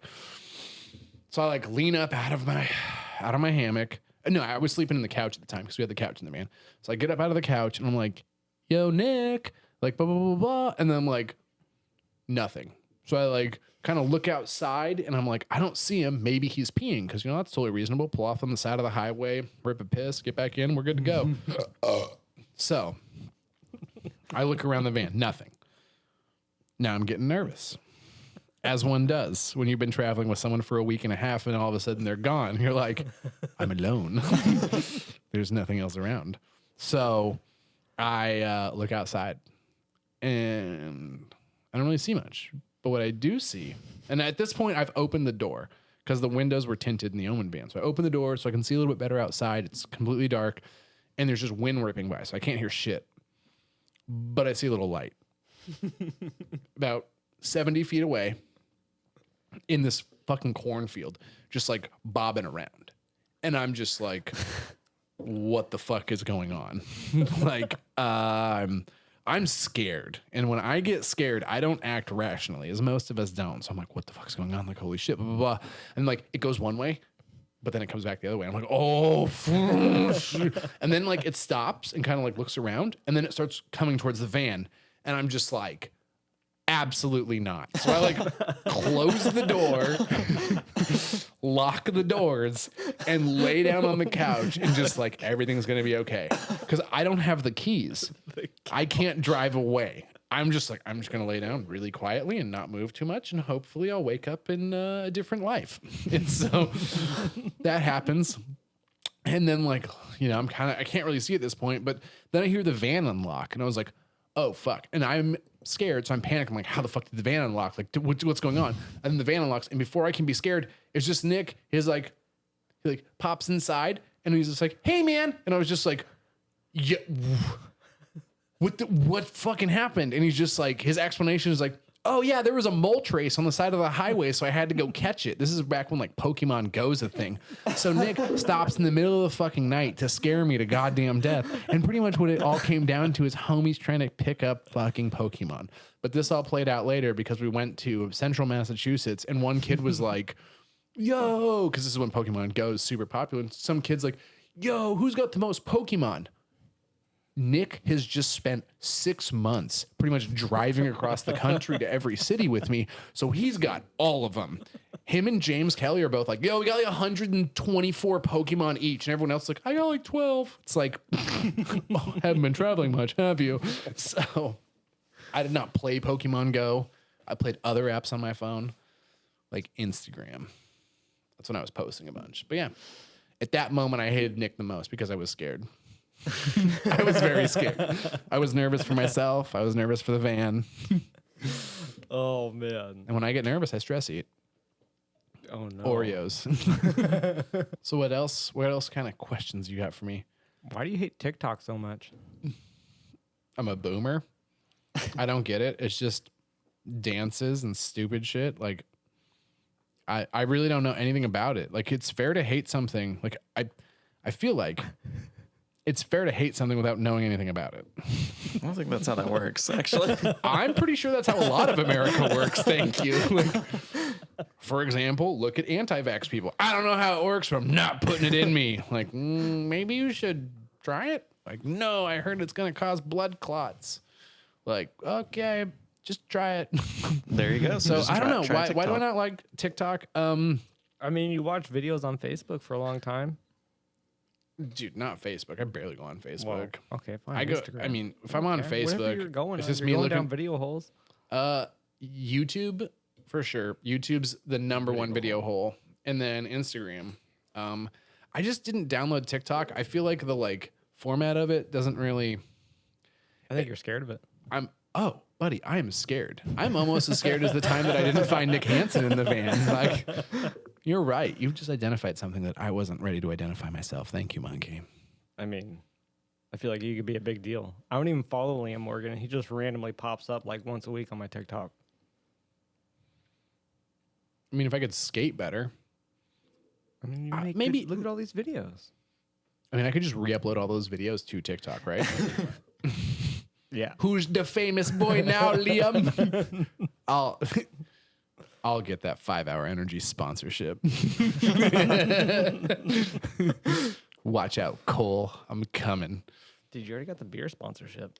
Not really. We're working on it. Sierra Nevada. I mean, I'm honestly drinking it because my homie works at the company, Cole Kurtz. Once again, phenomenal dude. But Good beers. I mean, it's like some people support my small company. I want to support his small company that's only distributed in like 94 states.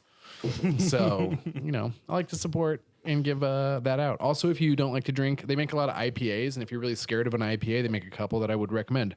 The Wanderlust and this wild little thing don't taste like hops. What did we have last time? The Wanderlust. It was really good. Yeah. This one's also really good. I'll take this one. The first one you drink is kind of like, that's weird. That's a sour beer. And then by the fourth one, you're like, yeah, we're on the slip and slide now. Woo. So ask me a question. Well, I was going to try to ice you next, but I forgot to get an ice. Oh, Who wanted to ice me? Me? Shout out to Monkey. So we'll figure this out later. Yeah. I don't leave for like a day or two. Don't worry. yeah. Make sure to send me it. 100. Yeah, for the Can we pod. just add that in? Yep. Yeah. Oh, 100%. Nate iced. Good. Right there. Right there? Right there. Perfect. Fuck, I can't wait. That makes my life easier. For the kids. How do you get sponsored by Freewheel? You can't. We don't sponsor anybody. Nobody. No, remember when I said I was a team manager? Yeah. Can't be a team manager and deal with all that bullshit if you don't have a team. I only have homies. The ride or dies. I have some terrible. You're killing dreams right now. Yeah, well, sometimes your dreams are going to turn into jambalaya, so you got to watch out. Freewheel Co. This is what's going on right now. There is an incredible shortage of longboarding gear, and there's a lot of people that are longboarding. So right now, Freewheel is selling a lot of their wheels, and we're barely even trying to market them. So sponsoring someone, giving them a bunch of wheels is kind of like, meh, like that's tough. And there's only I've seen the product photos. Yeah, the product photos are phenomenal. The ones you take are really good. The ones that I take on the cardboard background, why would I try harder? Full thing of photos, and then he chooses like, you know what? I think we need to put these in a cardboard box. No, for the Freewheel website, we do all of our product fitting. photos on cardboard boxes, but we actually give all of our dealers those like images that you took. Okay, good. So like, they do get used. Yeah, the good, 'cause you dealers paid have for all the dealers have all the good photos, but I just think it's really funny to take everything on a cardboard background for the actual brand because I feel like it's very on brand to be like, yo, it's Midzi. Like, why would we use a white background? Like, we got cardboard everywhere. Oh, you paid for the white background? Yeah, it probably cost extra money. This cardboard was free with shipping. So, how do you get sponsored? You got to be super cool. You probably got to like work for it. You just got to send you DMs on Instagram. I mean, someone Nate recently Sackburn. tried. This gentleman named he's from Canada. His name's Jake. He like got some wheels and tried to like do the like, yo, dude, look, I'm skating your product. And I watch him chug a White Claw to be like, yo, I'm impressive. But like, he did not look like he enjoyed that White Claw, and his skating was probably a little too good for our brand. And as far as I know, I don't know him really well. So that's just a no for me, dog. Like, you got to be super legit. And you probably like Devin. Devin's on Freewheel Co. Whenever he wants him, like, sure, yeah, have a couple sets. Sam Gallus, whenever he wants him, sure. Hey, do you want me to post about them? No, just take them. It's cool. Like, well, why do you give them wheels? Like, I have 4,200 TikTok followers. Big dogs. And I'm just like, yeah, I don't give a shit. Like, I'm gonna see Sam do a fat toe side on my wheels. That's gonna make me feel good. Like, maybe I'll even put it on a story. Boop, gone in 24 hours. But yeah, I don't know how to tell you to get sponsored by Freewheel Co. So it's not skate. No, It's pure. I mean we'll take. You got to be notice. impressive, One of the, but not skate impressive. I mean there is one person that caught my eye that I was down for. Do you know who Cendric Lamar is on Instagram? No. Oh my God.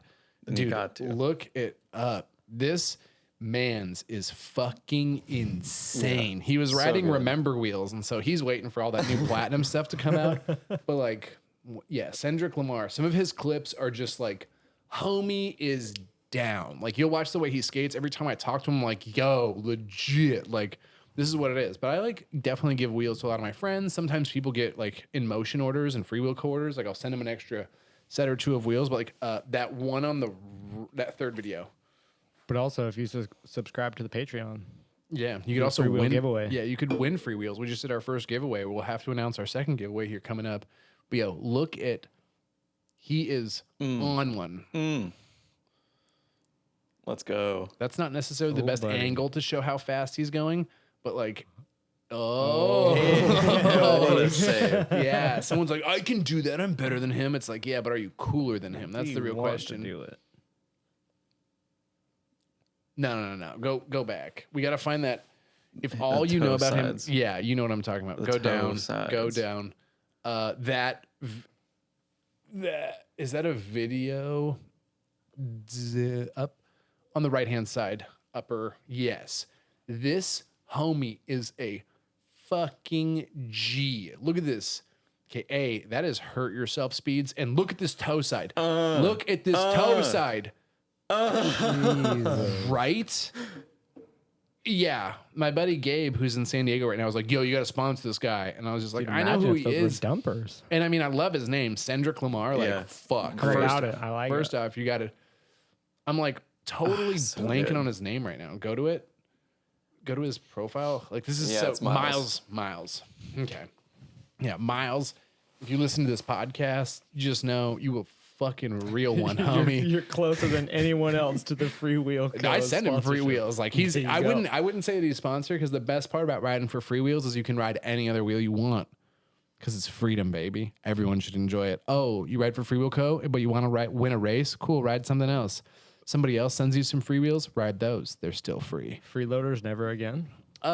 Making a race wheel in today's market seems like something I just don't care about. Because I don't race. So that'd be like me building a pogo stick. Like that's also something I'm not going to use.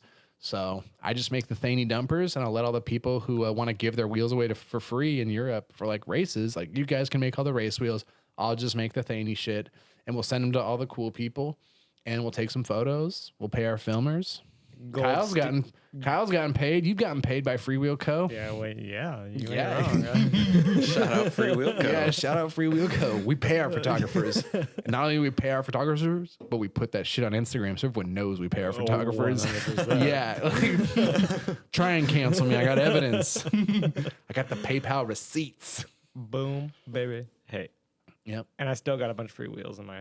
Yeah, you got free wheels. I don't know if you Oh got yeah, I still got a brand new set. If Nate finds people out how like- many free wheels I have in my I know. house, he's never gonna give me another set. Well, I know you got all those ones from that photo shoot. I got a couple of them, Yeah. Yeah, it's fine. and then the year before that. I know where Let's they be are. honest, I don't go through wheels like you.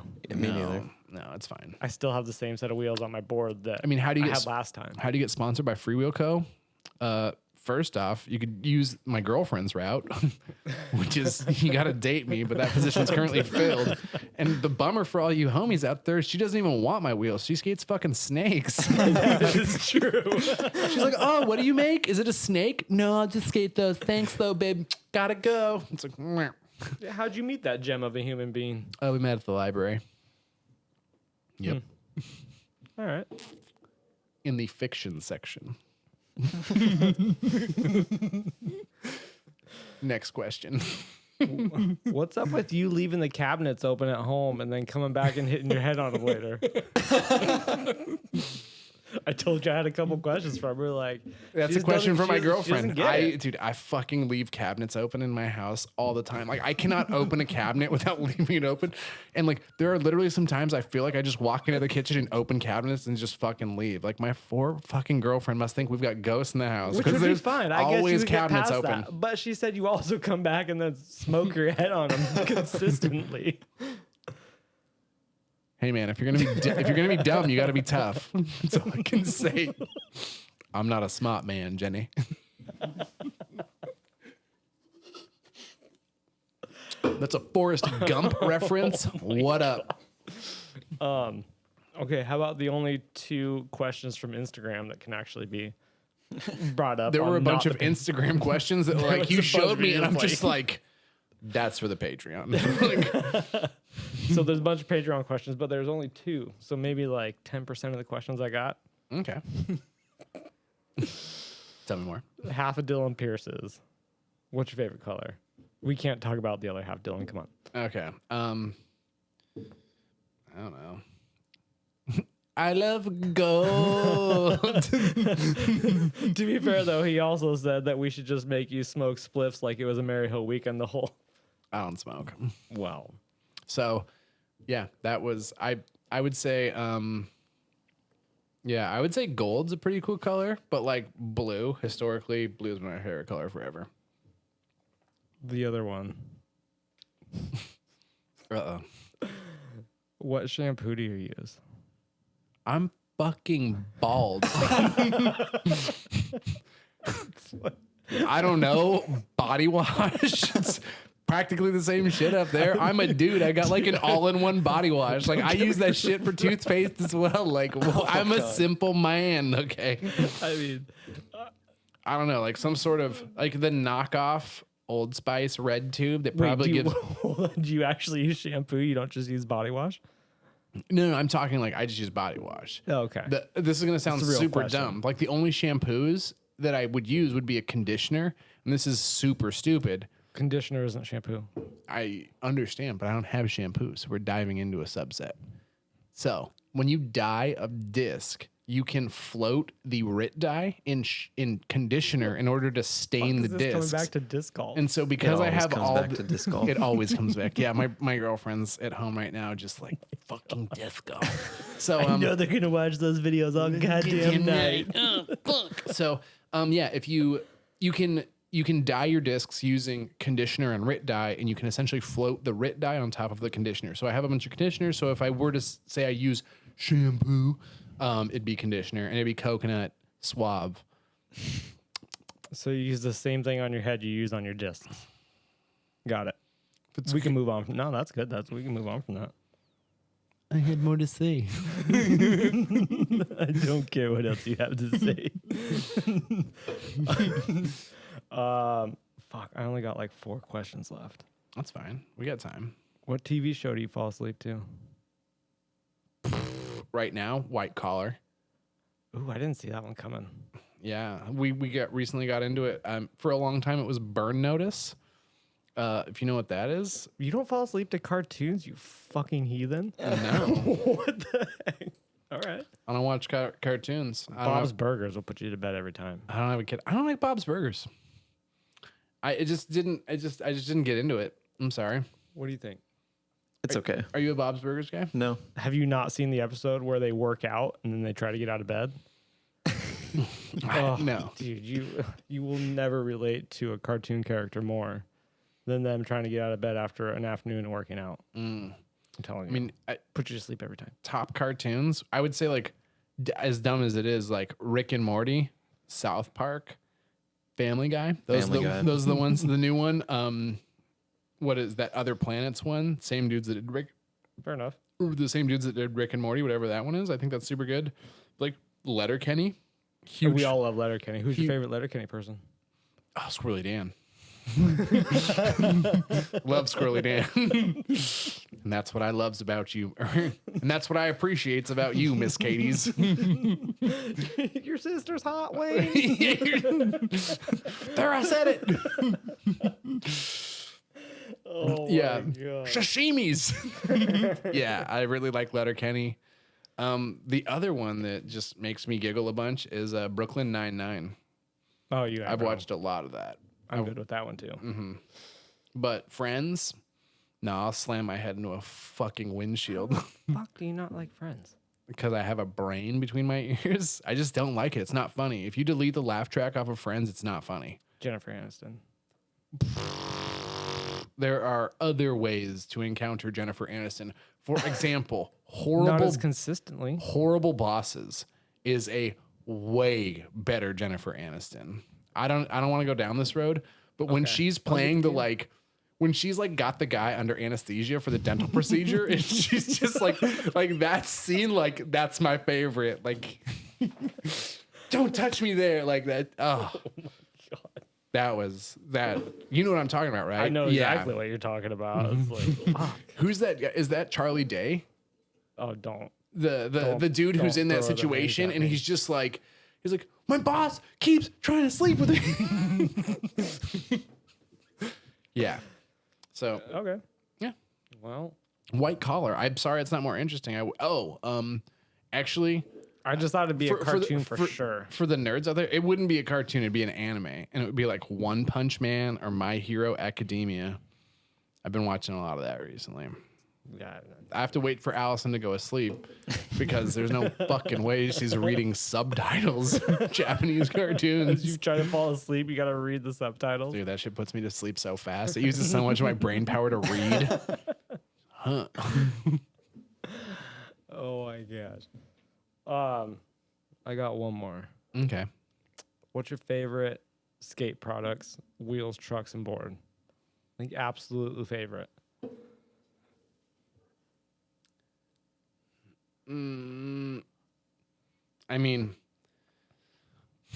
probably a Freewheel Co. wheel. Okay. Seems like pretty obvious, just in the sense that Obviously, they dump. I mean, I make them. I literally spend my own money to make this wheel so this wheel exists so that I can skate it. And when other people are like, how come they're out of stock? And I'm like, well, I got 20 fucking sets in my car is why they're out of stock. Like, those are mine. Monkey's got a stash at his house. Yeah, like free dumbs, free willies. If I could just skate free dumbs from now until the time I slide off of a road, that's probably what I would skate.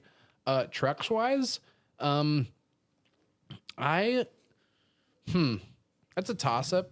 I really enjoy Paris Savants. The 43-degree 180s are phenomenal trucks. They do a really, really good job. I think that they're great, but I'm gonna ride fucking Eras because they're shiny. They got Which ones though? cool holes in them. So I his really like my favorite K5s. I've got 2 sets of them. I think they're pretty sweet. They're set up the exact same way. They're on the exact same board, so I don't even have to switch wheels anymore. I just grab my other set of K5s and start riding those, which is pretty sweet. Which board?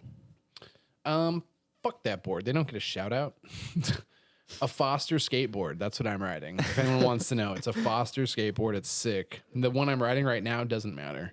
The Foster skateboard's super dope. If I had to choose a board that was actually in production in the shop right now, I really don't like any of the, like, for my style of riding, there's nothing really in the shop that would work. So I guess I would have to pull off that super, like the it's not available online, but the Omen Killjoy is a ton of fun. I would ride that because I also designed that board. And it was kind of based around how I like to ride. Or that 42 longboard, that carbon fiber boy. Because that's got a 30-inch wheelbase. That's got a 30-inch wheelbase too. And it's pretty sweet. And then bushing wise for sure. Don't forget those. They'll come in. I mean, people hate me for this. The internet made fun of me, but WFB fat cones from Ripside, board side, and my Era K5s are so good. Obviously, WFB pivot cups. And then right now in the top bushing, I got a Bones Hardcore. It works for me, and if it doesn't work for you, well, then try a different fucking bushing combo. You think they're trash? Oh, they're horrible. Click. Bones Hardcore? Yeah. Click. The worst. They don't click in my trucks. Have you guys tried? Dude, we've tried everything. It's the same ones you've tried to make stop clicking for the last 2 years. But at the same time, they're still in my board. Mine don't click. Mine don't click in my Paris's. Well. But everyone's a little swap you out. different. Now, with that said, if you had to Nate hates each one of those. Free wheels don't last long. You're broke if you ride K5s because they're super fucking expensive. Riptide bushings aren't Venoms. And so you gotta hate them because they did like, no, I really like Riptide bushings, especially that like WFB formula, the pivot cups that Riptide make completely like validate the entire company. Those pivot cups are so good. They absolutely fix most cast and precision trucks. And other people will be like, but this is like, I get it. I've only done this for 14 years now. I can understand why you think I wouldn't know what I'm talking about. And I only have a wall full of bushings that's like $4,000.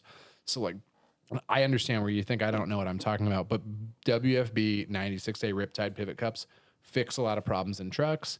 And then What do they not do good? they don't have a Venom logo. Like they would sell better if they had a Venom logo, but there's a great. lot of people that are super stuck on their dead bushings and they're just like, meh.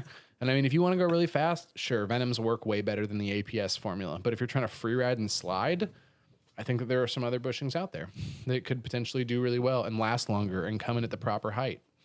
So that's pretty cool. And that board, well, fuck that board. Obviously, was your answer. I mean, I'm Unless not you gonna, don't want to go off these other ones. I'm not gonna. My board has a 30.5-inch wheelbase, so no one else is gonna ever ride it. That's all you need to know. That's a plus. Yeah, it's really nice. Other people are like, yeah, you mind if I ride on your board? And I was just like, yeah, good luck. Have fun. It doesn't turn for me either. Like, it just kind of loses traction when you lean on it. I almost fucked up. So yeah, I would say that. I mean, one of the super cool boards in the shop right now that I like, the Pantheon Chiller. I really like the features in that deck. If we had a theory, that would be another deck I would say I like. The Zenit Marble 38 is like pretty much an Omen sugar, so I like that. And I really enjoy that new Rocket Ian Ferrer Phoenix. No, it's high. We don't have a 38 marble. You don't have to worry about it, Kyle. Nobody's paying for advertising. Yeah. I mean, they're getting free advertising. Actually, yeah, bring that Pantheon over here. Jeff's sick as fuck. Give him a shout out. Yeah, that's that Pantheon Chiller. It's got super sweet pockets. Like, my only complaint about it is that it doesn't have a 30-inch wheelbase. The grip job too. Yeah, Big boy great. life. Yeah, and it comes grip, which is sweet because I barely need grip tape on my boards anyway because I'm so fucking heavy. My feet just stick. All these light people, oh, I need Lockton. I'm just like, I'm fat. Like, I barely need concave. Be aight. Yeah. My poor shoes are just getting squished every step I take.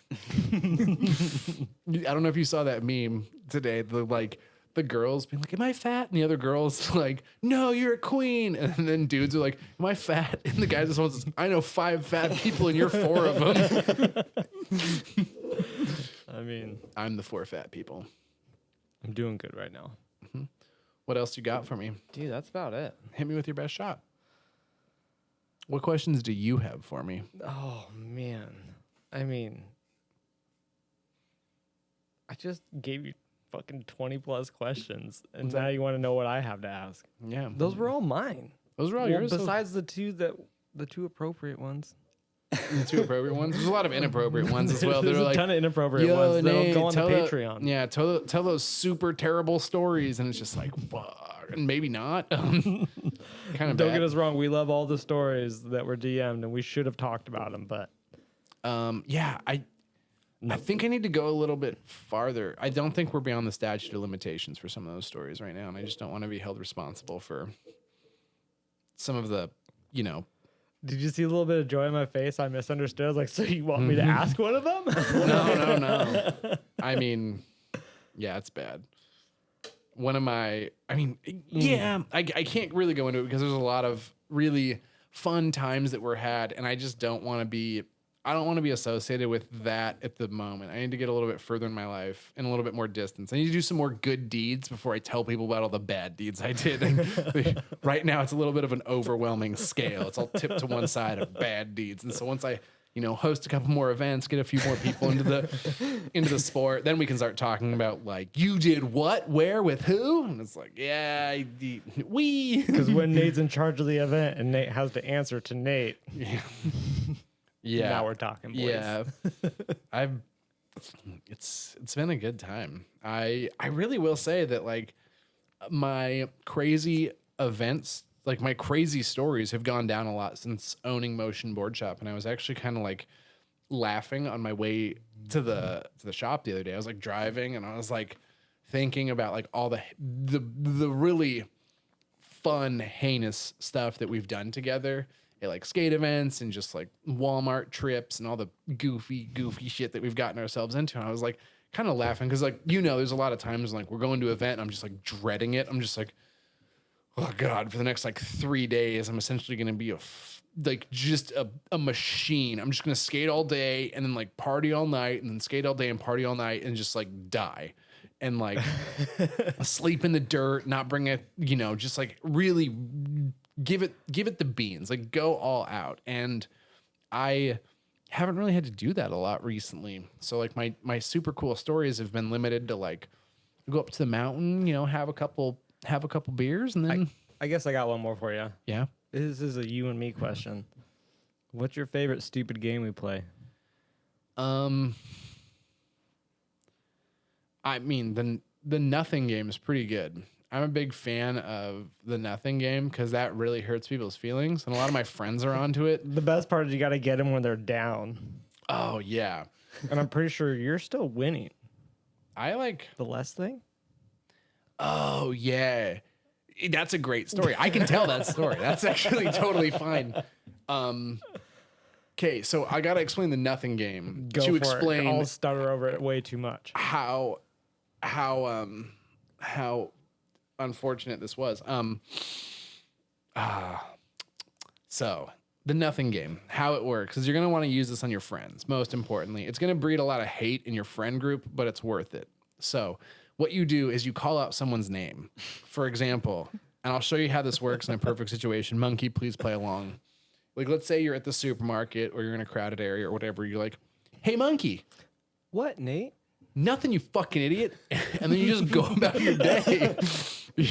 That's all it is. And so, like, after a while, It's a real basic game. it's a really basic game. It definitely, like, gets people to the point where they won't respond to you anymore.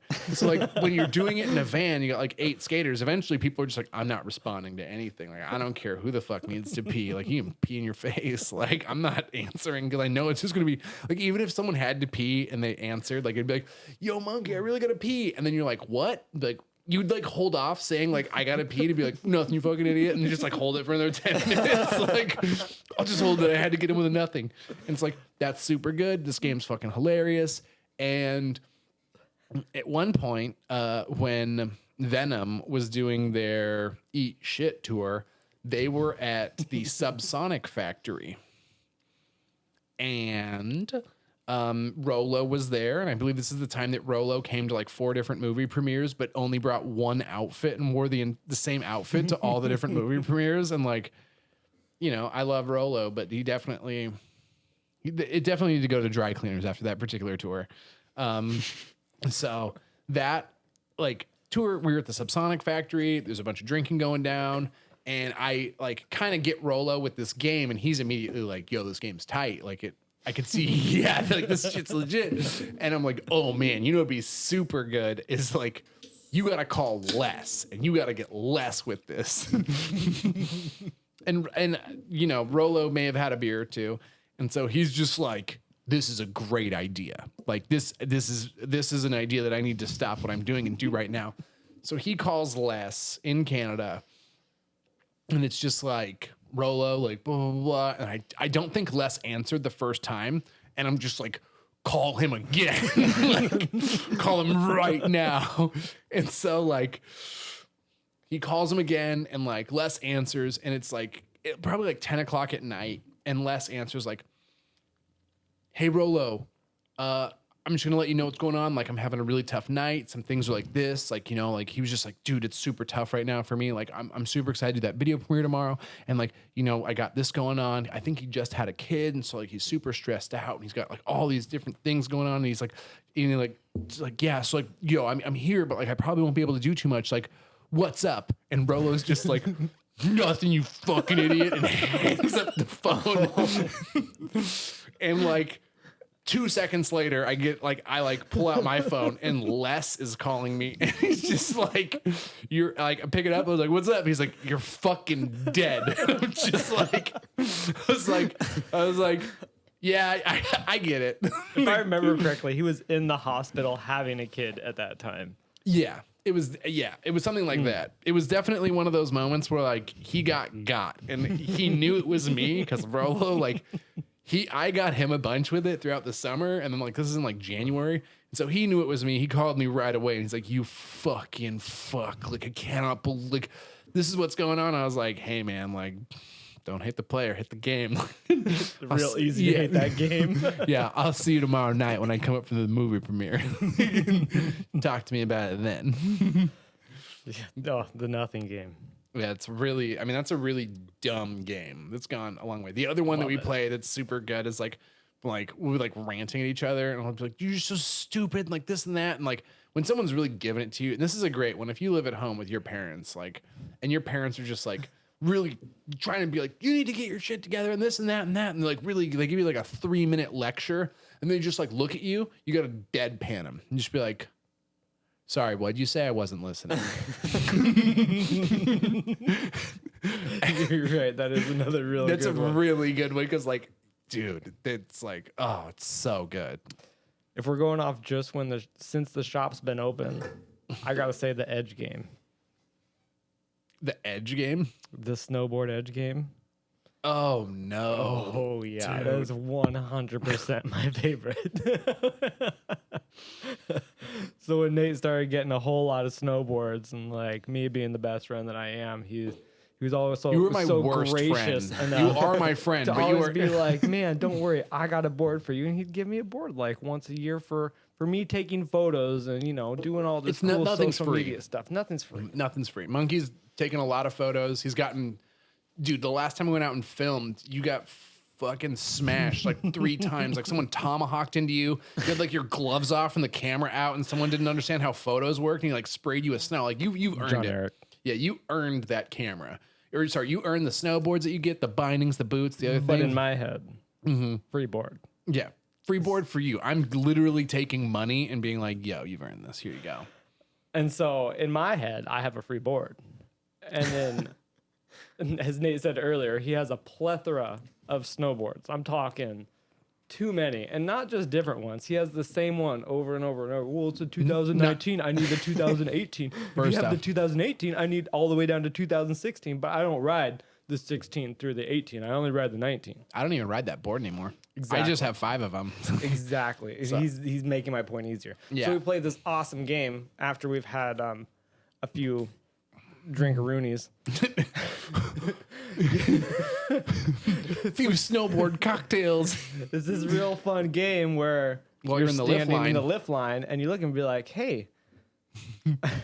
I'm pretty sure it started off him making fun of how I 45 my edges down so I don't catch an edge. And I was like, no, man, these bitches are still sharp. And I kicked that thing right into his top sheet. Oh, Took a big old chunk out, like a note. Like I'm talking, like A you saw chunk. core, like the whole chunk. Where you look at me, it's like, what the fuck was that? And like, of course, Nate's drunk response is like, I can fuck you up way worse than that. Yes. So I have this board for maybe a day or two, and he just. So we're like in the lift line, just like slamming our boards into each other. And like people around us obviously know that this what is the not good for your snowboards, but we do not care. Like it is aggressive. Like there are times where like I really like snowboards, and then like I'll be like, oh shit, I'm riding with Monkey today, and I won't ride my favorite boards because I'm like, yeah, we're probably gonna get into some shit. Like we would do it in the lift line, and it's like slapping the shit out of like the metal edge into the top sheet and like chipping them up and like that messing. hurts. Yeah, It hurts. You It's really good. got to get it coming back, so it like flips Yeah. up You in the got front, technique, and then too. you can't. oh yeah, no, you really. You gotta get him where it hurts. It's an easy technique to learn. This is a fun game you can play you with guys your might friends. be the only ones who know this technique too. So share. It's kind of trial by fire. You gotta play it with your best friends. Like this isn't like a hey, I've hung out Just a with you. random I've been with you person on like the lift 3 line? days this year. Yeah, like, and the thing is No. like we can't play it with a lot of people to even ride with. Like Devin's fun to play it with because he's got a couple snowboards, but like other people would be choked if like we played it with them. But like we'll play it and smash our snowboards, and people are just like, what? Like the time we're in the lift line, this dude's like, dude, you guys are just fucking up your snowboards. And I like turn around and I am loose at this point. It is like 2 PM, and I am just. We've been shooting photos all day. It's sunny. I got my Gotta ride home. Yeah, I gotta ride home. My vents are fully open. I'm overheating. This guy's like, "You're fucking up your snowboards." And I just look around. I was like, I have 3 of this board. This is my least favorite size of it. Like, whack right in the monkey. And I like look at him and I was like, and I own his board as well. So what? Like. And he's just like, oh my goodness. It looks like our boards have a mohawk by the end of the day. And it's a super fun board. Or a super fun game. Fun. Yeah. So Definitely There's kind that. of the issue though is it's a really expensive game if you don't have multiple snowboards. And it can definitely like lead to your board being effed. So like the key is if you're gonna play this game, you need to immediately go home and like dry your board out and epoxy all that stuff back down. And if you're not willing to do that, maybe don't play this game. Sounds fun. Very fun. oh, Super fun. It's can't wait. yeah, it's also one of those ones where like, I'm not gonna do it today. I'm not gonna do it today. I'm not gonna do oh, we're doing it. I'm doing it today. Yeah, so that really upsets people. I mean, That one's good. Obviously, we spray each other when we're snowboarding. Like that's super 100%, fun. no matter what is happening. Yeah, like I'll spray you. Dislocated shoulder. Yeah, you getting sprayed. Camera out. Fuck them. Fuck yeah. So that's been a good one. Nobody's safe though with the spray. I don't even have to know you. I We spray will random people. Smoke you. I spray a lot of random people. My favorite is at Hayak when they have those the people who Hayak will let cross country skiers ski up the hill. And so as you're going down the hill, you'll see cross country skiers on the side of the run going uphill, and you're just like, buddy. Same guys we yell at the lift. Yeah, you're like, dude, I have to. I can't not. Like I don't have the self-control. I was not raised that way. Every time I see him, I just gotta look and be like, wrong way. I've always I'm taken sure it's so old they hate hearing it, but like I try not to say it. It's like a free sample at Costco. You gotta take one. Every time I see it, I'm like, oh. Like sometimes I don't fully blast them, and you just give them a little just to let them know you could have done it. But like the other one that I've done is like it takes them a while to get up the hill, so you'll get them one run, and then you'll be coming down the next run. You'll get them again. It's like, yeah, like got you twice. Like you know what I look like. You saw me coming, you couldn't do nothing. You just heard me giggle. Whack. Yeah, that's. Oh, I love it. It's also good. You're right. Oh my! So, yeah, that's a really dangerous game to play. Very fun. I mean, and the other thing is you have to be a skilled snowboarder. We've tried to play this with other people, and they don't realize how to stop on a snowboard yet, and they like end up inevitably running into you. Like If I'm really good at anything in life, it is spraying spraying people. Devin got me super good recently. I don't know if you saw that sick method he did, and then just like blasts me. That one was like he knows what he's doing, but like The real trick is to make it look like you're not trying. yeah, you got to get into But you that still tail. give them. You got to get You into got the to get tail. heavy on the tail. And you got to do it while you're carving. Don't go straight at him and turn it 90 and just push it out. You got to like start on one side of him. Come across on that toe edge. Get real heavy on your back foot so it just gives a nice thick. Yeah. And the Adam. trick is you don't do it near them. Like that's where a lot of people That's screw where up. you got to push hard. You got to give it like 20 feet to just really get up in the air. Too. Yeah, Like, you got to you got to be 20 feet away, and a lot of people don't realize this when you're trying to spray your friends. They try and get too close, and they lose their edge, and they crash into you, like Garrett and That's Jeff. why you got to come across. You got to come across. You gotta That's come If you across. come straight at them and try and do the thing, that's where you lose your Someone's gonna traction. fucking die. It's like 90 blasting on a longboard. You're fucked. What you got to do is you got to hit that low angle drift, then halfway through that drift, boom, kick that thing to like 89 1/3 degrees. You got to get that tail heavy edge angulation, and make sure you're 20 feet away. And the reason why, yeah, Edge angulation. you got to have that edge up. You got to have a high edge angle. Okay, I Angulation. like that. Maybe it's a word I I made don't up. think it's a word. Fine. We can check, but I'm not going to. Depending on how popular this podcast gets, Webster's may add it. So subscribe to our Patreon, help us get there. So yeah, that is. I was about to say that is a. That's pretty normal, right? People spray people on a snowboard. I wish there was Yeah. something you could do like that on a longboard. Like if you could feign but shoot the thing Just feign forward to people? someone, that would be. If I'll look into it as far as wheels go. If I could make a wheel that not only feigns behind you but also shoots thing out at people, like, yo, I think just riding in packs with free wheelcos and making sure Just you're in being front. behind the first person. Is how you get the real everybody. trick. you Yeah, do. this is how you get sponsored by Freewheel Co. Go to Giant's Head. When they're like, okay, people who are downhilling go first. Fuck them. Drop in front of everybody who's downhilling with some super thaney wheels and just pendy deep into all the corners and don't let anybody pass you. Because when they try to like come up close in those corners, dude, they're going to be literally getting a cancerous dose of urethane through their Blinded. eyeballs. It is so bad. I have had so many people at the bottom of Giant's Head just like come down and be like, and I'm like, yeah, I wouldn't have skated behind me either. Like, you saw me at the top. Like, I don't know what you were thinking, but yeah, I get it. You got a lot of wheel in your eye right now. Like, you think you got wheel in your eye. I got wheel in my eye. Like, every time I do a toe side, I got to, wink. So I'm not like getting wheel. Like, it's tough. It's hard. I mean, the struggle's real. But if you want the dumpers, you gotta fucking love that life. Yeah. What snowboard are you riding right now? Well, What snowboards have I given you? I was just thinking about that. I was like, well, you took the Academy back. the Propaganda? Yeah. Really? Yeah, you sold it. You took the War Pig back. Sold it. You still have that Capita party. You took the party platter back. You still have the Capita Ultra I got Fear. the Capita. That's Ultra Fear. That's what I read for the most part. I think I got a Propaganda demo for next year. See, like, and I act like, no, Nate gives me a board every year, but let's be honest. a Nate new- gives me what he doesn't sell at the end of the year. That's because you like the dumb shit. Yeah. You I'm ride not, I'm not complaining. Don't get You me ride wrong. a board that's But the problem is so that, like, much, sometimes I like what I have. And you're like, well, dude, it's 7 years old and its graphics busted and it doesn't relate back to stuff I sell in my shop. Let's get you on that new stuff. and then you put me on new stuff and then you fucking sell it. That's because you got to be on the new stuff for next year. You can't have it. Yeah, he's looking out for you. Yeah. Let's be real. I'm going to end up with the board from this year, next year, which I am fine with. I'm not complaining about the snowboards that I get. But he's going to give me all this nice shit and be like, no, this is good. Like, you should ride this. And be like, wow, this is really fucking good. You're right. He's like, well. Give it back. Don't touch it. Don't touch it. I mean, come back to this one next year. yeah, your bindings are sick. Your boots are sick. I love my bindings, so.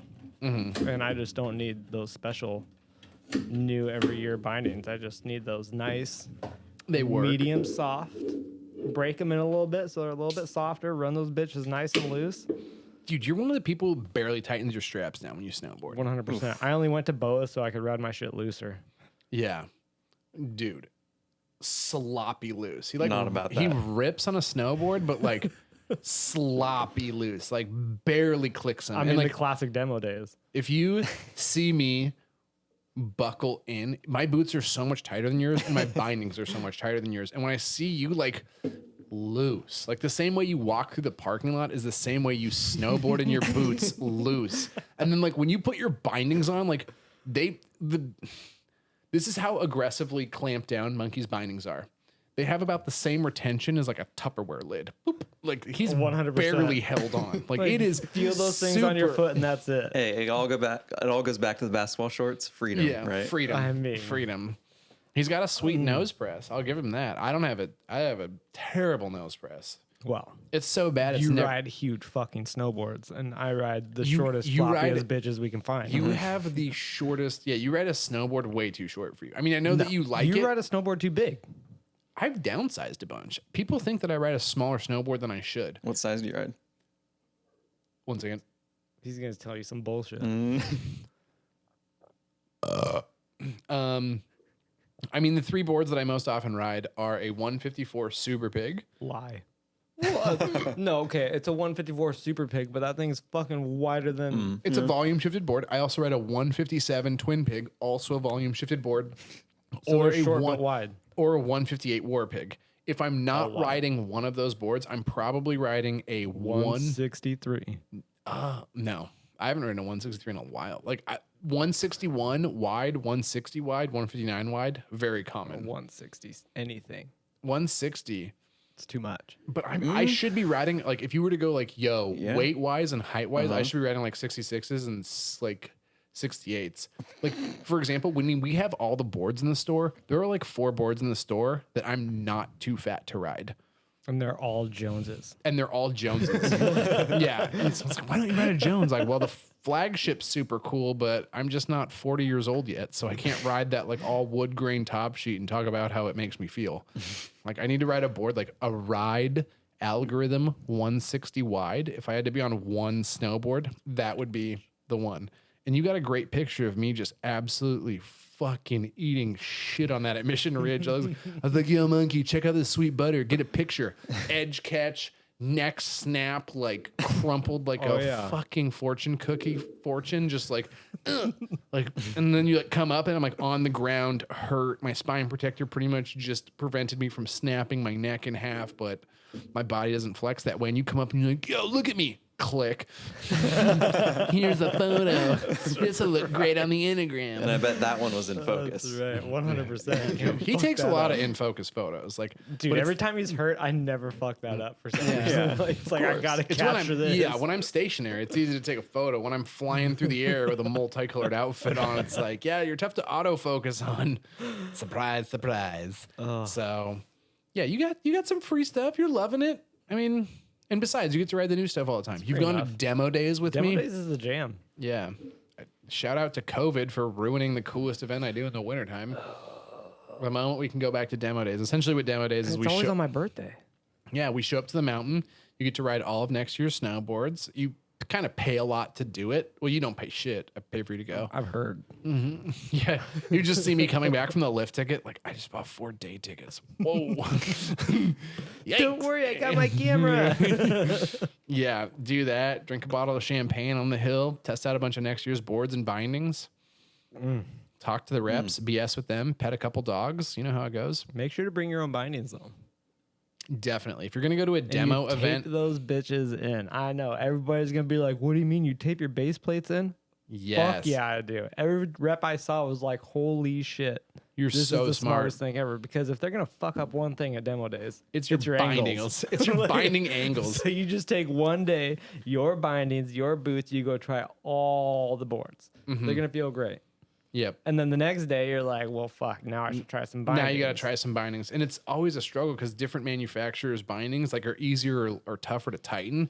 And so some of them, I'm not going to name names because we carry them, but like some of them you really need to spend a little bit more time adjusting. And some of them like come really well. And some of them are just like, it's just a struggle to like change bindings because they're so personal. Like really at a demo day, you should really not be riding other boots because you're like, it takes like 5 days of riding on snow to feel if a boot's good.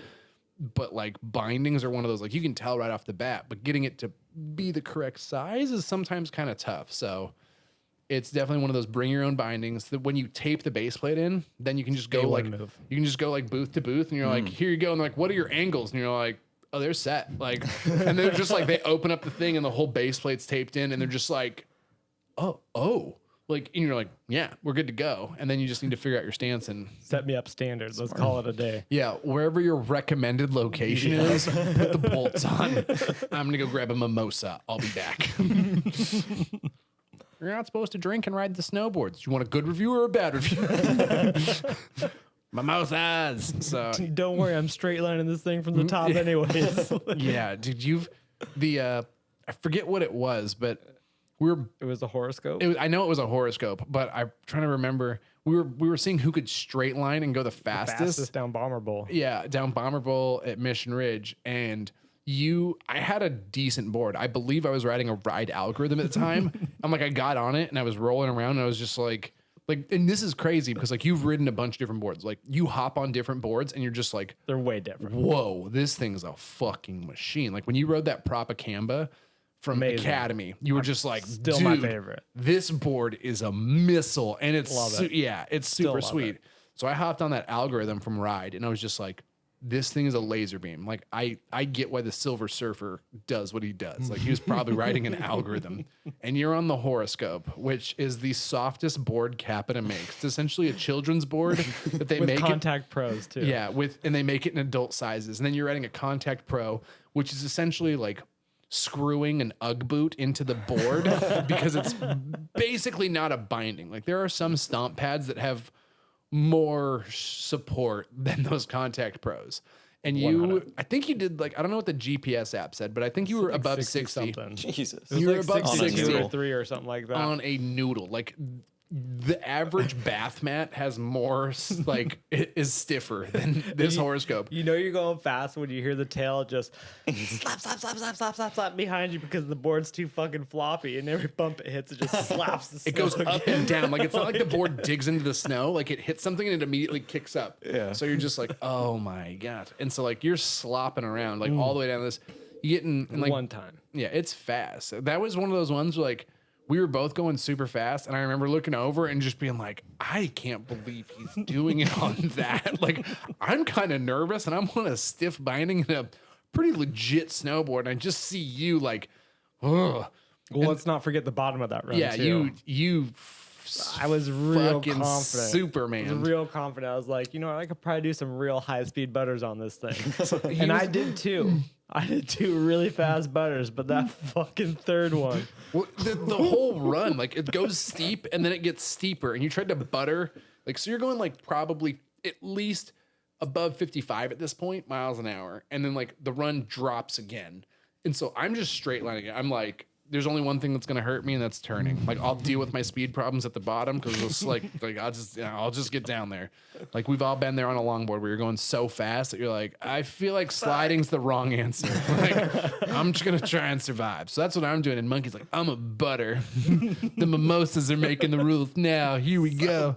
And so like, I'm behind you and I watch you butter, and then the whole groomed run rolls. And so you try to butter off this roller going 50 plus miles an hour. And then like, I just see you go into like pancake position. Like, you like go off of it and then you're no longer snowboarding, and you're kind of like, you're like transitioning this, and you just like belly flop and then slide. The old Pete Rose slide. Yeah. Fuck, it had to be 1,000 feet. Oh yeah. Like, I was going so fast. Like in that second roller where you really hit your top speed, like Monkey pretty much penguin slid that entire second face. Like, And it was fast enough to be like, I don't want my board to catch any bit of snow. Like, just keep this fucking thing so you're out of penguin the snow. sliding, snowboard up. Panicking. 100% Oh, worried. dude. With the camera on him too. Can't go put it away. I was just taking a fun run. So it's like the feet up, arms up, so like just on my chest, but trying to keep your face out of the snow too. Like, It was sick. fast. It was really fast. Yeah, that was the time. So that was one time. And the other time we went to Mission Ridge for the demo days, it was like a whiteout snowstorm. It took 7 day. It took 7 hours to drive 3 hours. Like it, or 7 hours, 8 hours. I think it was 7. And we almost got hit with the avalanche and everything too. Yeah, we almost got. So we were driving. Essentially, we were trying to drive from Issaquah to Wenatchee, which is about like a 2.5 hour drive. The moment we start trying to drive, boom, they close the pass that we're trying to drive over because of severe avalanche danger. And of course, us being the total pros we are, we're like, fuck it, back roads, here we go. Oh no. So we go from I-90 easy to Highway 2 because Highway 2 is not closed. And we're like, yo, we're going snowboarding tomorrow. Mission Ridge is closed. The only people that are allowed on the hill are people that are demoing. It's going to have a ton of dry snow. Like We have to we be got to there. do this. We It's have like it's even if we can't take a photo, the snowboarding's going to be great. So we're driving. It's snowing super hard the entire way. Like, it's pretty unusual for Seattle for us to have snow in our lower zones. Like in the mountain passes, sure, but like in Seattle proper, no. Well, in Seattle proper, we got like 1.5 feet of snow. People are literally flipped over in gas station parking lots because there's so much snow, and we're just like, we're doing it. Like, let's go. So we got a Subaru. We got your CRV, Yup. which is a fucking stick. Machine. Yeah, that vehicle has earned its place.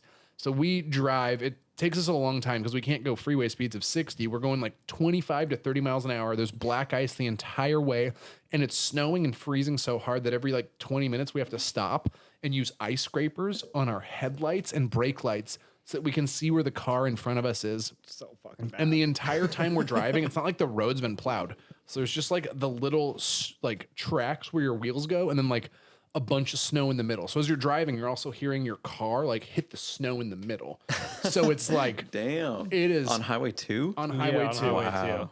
And then Which is, if you're not familiar with Washington, this is the road where at the bottom of one end of it, they have a counter that tells you when the last serious accident was. And that thing rarely gets to double digits. Like, people crash on there all the time. It's like the state sponsored highway of death. Like, people crash on there all the time. It's super windy, 2 lanes, kind of maintained, but with a little bit of snow, dangerous. So we, of course, drive over it in the worst conditions. We almost get taken out by an avalanche that comes across the road. I don't really see it. All I know is that like, I'm like looking in the rear view mirror and I see Monkey's headlights, and then like nothing, and like no headlights at all. And then all of a sudden, like, I see his headlights come back out. I'm just like, what the fuck? And like we stop at another gas station to de-ice our headlights and de-ice our brake lights. And he's like, did you guys see that avalanche? I was like, what avalanche? He's like, yeah, the avalanche. I was like, I just saw your brake lights go away for a while. He's like, that was the avalanche that came across the road. And then we checked the Washington DOT and it's closed for an avalanche like 4 miles behind us. Like I'm following him and all of a sudden it's like, you know when snow falls out of a tree, but like sideways. Jesus. And like there's those Across nice 2 the tracks road. in the road, and so it kind of like pushed us against the tracks. And I looked over at Chris, and was like, "No fucking way!" Like that didn't just happen. She's like, "I think that was an avalanche." I was like, no, that's too fucking wild. There's no way we're driving down this road all peacefully through the mountain in this fucking snowstorm. We always get hit with an avalanche." Then sure as shit, we stop, and I'm like, "Did you fucking see that shit?" Like thinking he was gonna justify the story. He's like, "I don't know." And then so we checked the WashDOT thing, and it was sure enough, closed for an avalanche just a couple miles behind us. It was like, oh shit, like Suspicious. I guess. So But we made it. we made it. We made it. It was close. It was tough. We get up there and there's like half the brands there to demo gear. And we're just like, well, that makes sense. Like everyone who drove here is an idiot. Like, and yeah, so there's like barely anyone up there. The entire mountain's closed for this demo day. And there's probably like 50 people snowboarding and skiing on a big mountain. And so we pretty much just didn't bring the camera out and rode bottomless POW on all of like the best POW boards you could buy from any company. And just like, yeah, I'm going to ride that thing and this thing and this thing. And like, that's why when people are like, what's your favorite POW board? Like, I really like this. But well, how come? It's like, well, because I rode 14 boards in one day and like 18 inches of blower snow. It's the and only this reason one, I have an opinion on and snowboards. this one works. Like, I don't know what to, well, what about, it's like, no. I rode bottomless, untouched snow in a privately closed resort in like the best conditions you could ever ask for on all of the best gear. And it's like, well, what did you think? And I mean, everyone has their different opinions. I think that a Jones flagship is one of the best big mountain boards out there. I think that there's a lot of really highly functioning POW boards, but there's a reason I own a Ride War Pig. Like, I think that the 158 War Pig, for the way I like to snowboard, is the best one ever. And that can really only be determined by riding it in 2.5 feet of blower snow. And I did that. Now that I own that board, I did that a bunch this winter. So I think the best part about that demo days is then the next day was Bluebird groomer runs too. yeah, So we got powder boards one day, groomer boards the next day. yeah, it was. It's special. It's definitely one of those like. I wish I could take all my friends there, but unfortunately, I only get like 4 spots, and Just me, bitches. and you ain't monkey. Yeah. And like I said before, my girlfriend is currently occupying one of those spots. So And Chrissy lets us do whatever we want, so she gets the other one. yeah, Chrissy's your lady. So she. She's a gem. And it's also really nice to have ladies there because, like, as cool as our opinions on snowboards are, like, we actually sell a bunch of women's boards. So to have Allison and Chrissy there riding women's boards is actually really really, really helpful for the shop. And even though Chrissy's always like, oh my God, I'm not that good. Like, I don't. First off, she snowboards great, but it's also like not every girl that comes into the store is a pro. But then there's Allison. Allison's decent at snowboarding. She's tough to keep up with. I thought I was better than her. And then we rode that Alpental. one day where there was all the moguls and the really shitty snow. Yeah, we can ride. That'll bring out the best. Never felt like less of a snowboarder than watching her. Dude, I can ride bottomless POW with the best of them. Don't get me wrong. Like Monkey and I were thrashing on that like blower POW day, but like we were riding. I think it was Alpental. It was Alpental, and everything was like mogly and May 5th, thick, hot, like heavy. 50 degrees on the slope, super deep moguls. And Alpental is pretty much just like very, very, very steep. It is like the way that you can, essentially the round we came down would be qualified as like a double diamond for It was about fucked. 1,400 vertical feet of moguls. And we can ride. Like I'm a decent snowboarder. Monkey is I a can keep decent up with her snowboarder. just fine. We're dying. We're sucking fucking wind. And I'm like talking an imported turbocharger. We're just like it just like just Halfway down the road. yeah. We're struggling, dying. like huffing and puffing and getting our houses blown down. And Allison is fine. She's like, I think I need another layer. I'm getting a little cold. I'm not breaking a sweat. What's wrong with you guys? And like I am throwing snow down my pants. I'm so hot. It is Dying. Like I dying. can't barely make it through the mogul field, and she's just at the bottom. Like, are you guys coming? And then Yeah, we're just like the worst hands thing. on Like, knees, like dry heaving. Like, are you having fun, Monkey? He's like, I'm not having fun. Like, me neither. And then like And it's the worst because as soon as we catch up to her, She's She's gone like, again. awesome, let's go. We're just like, hold on, wait. She's doing like, give you us know, 5 minutes. she's going like 600-700 yards at a time, and we're going like 30 to 40 feet, like bad. 2 moguls, and like, and it's like sticky and heavy. And yeah, dude, this is the issue is she doesn't get She chopped me down that day. the conditions, dude. And she was shitting on us too. She wasn't trying to, and then eventually she's like, "Fuck you guys! Like you guys are slow and you suck and you can't keep up." And I was like, Savage. I couldn't even talk. I'm so out of breath, and I'm like, "Yeah, babe, you're like I can't even like retort." And she's just kicking my ass around this mountain. Like her skill set does not come out until like the shit hits the fan. fucked. Yeah, she's And like, then she's the best. yeah, when it's dangerous and steep and incredibly highly consequences, that's when she's having fun. If she's like cruising around a mountain and there's like no chance of dying, she's like, no, I'm having fun, I guess. But like the moment it's like, yeah, if you go over there, you're gonna die. She's like, yeah, Perfect. death. It's very intimidating. Yeah. It's a hard one. She's. And then she just goes right back to Thank you, babe, for Gentle being Allison. just patting her little guinea pig, rubbing the dog on his head, just a good little Charlie bear. Yeah, I'm a big fan. and then she just gets fucked, and she just lets us know that she's the big dog. She is the big We're dog. just little fish in this Yeah. fucking pond of moguls. Yeah, she's definitely the big dog, and it's tough knowing that it's tough because like I ride really I'll well. never have it. I ride really well, but like it's always like, oh, I know. It's like if you had a buddy that you knew at any moment could knock you unconscious, and that was just lingering in the back of your head. That's my girlfriend. And at any given snowboard. moment, she can just be like, "But I'm better than you at snowboarding," and it's just like, gadoosh, like unconscious on the floor, crying. But I love her. Me too. Yeah. I got a present for her. Oh, sweet. We should probably wrap this thing up. Is it about that time, Kyle? Yeah. I don't know where the clock is. So. Let's go do it. Let's go see your dog and your guinea pig. Yeah. Yep. I love it. Well, I guess this is one of those times where we go, thank you, everybody, for tuning in to the Motion Boardshop podcast. Thank you, everybody, for tuning in to the Motion Boardshop podcast. Thank you, everybody, for tuning in to the Motion Boardshop podcast. It sounded better when Monkey said it. Wow. No, I'm joking. When you got it, you got it. Yeah. Kyle's got the least expensive microphone. It was buy two, get one 50% off, and Kyle's using the 50% off one. Fucking nerd. Yeah. Remember, we have a Patreon. We just released the first Nate's Hates on it. We just did the giveaway, which you probably saw in the beginning of this podcast. Next month, we're going to be doing another one. We'll announce what we're giving away then. Thank you so much for tuning in. Thank you so much to Monkey for coming in and with all those questions. I love it. Oh, I'll be coming back for another one at some point. I love I don't know what we're going to do. It'll be good, though. it. Hopefully, we'll have a video because we were talking with Kyle about doing the rehash of the Free Wheelco team when we get all that new platinum stuff in. We're gonna get Devin, Sam, Jackson, and Ben Bartlett together, and like it's the "Where Are They Now" of Free Wheelco. People were like, "How do I get sponsored?" Be like, "Oh, you had to be on the old team." Wow. So I'm excited. yeah, so I'm just finding out about we'll this. have to get. I mean, we'll have to figure out how to mic everybody up. Hopefully, get everybody in here at some point. That'd be super fun. Oh, it's doable. We'll do it. because so many One of way or them another. have very good videos. Yeah. You let me know. I'm here on the weekends when you need it. Okay. If they're all coming, I'm in.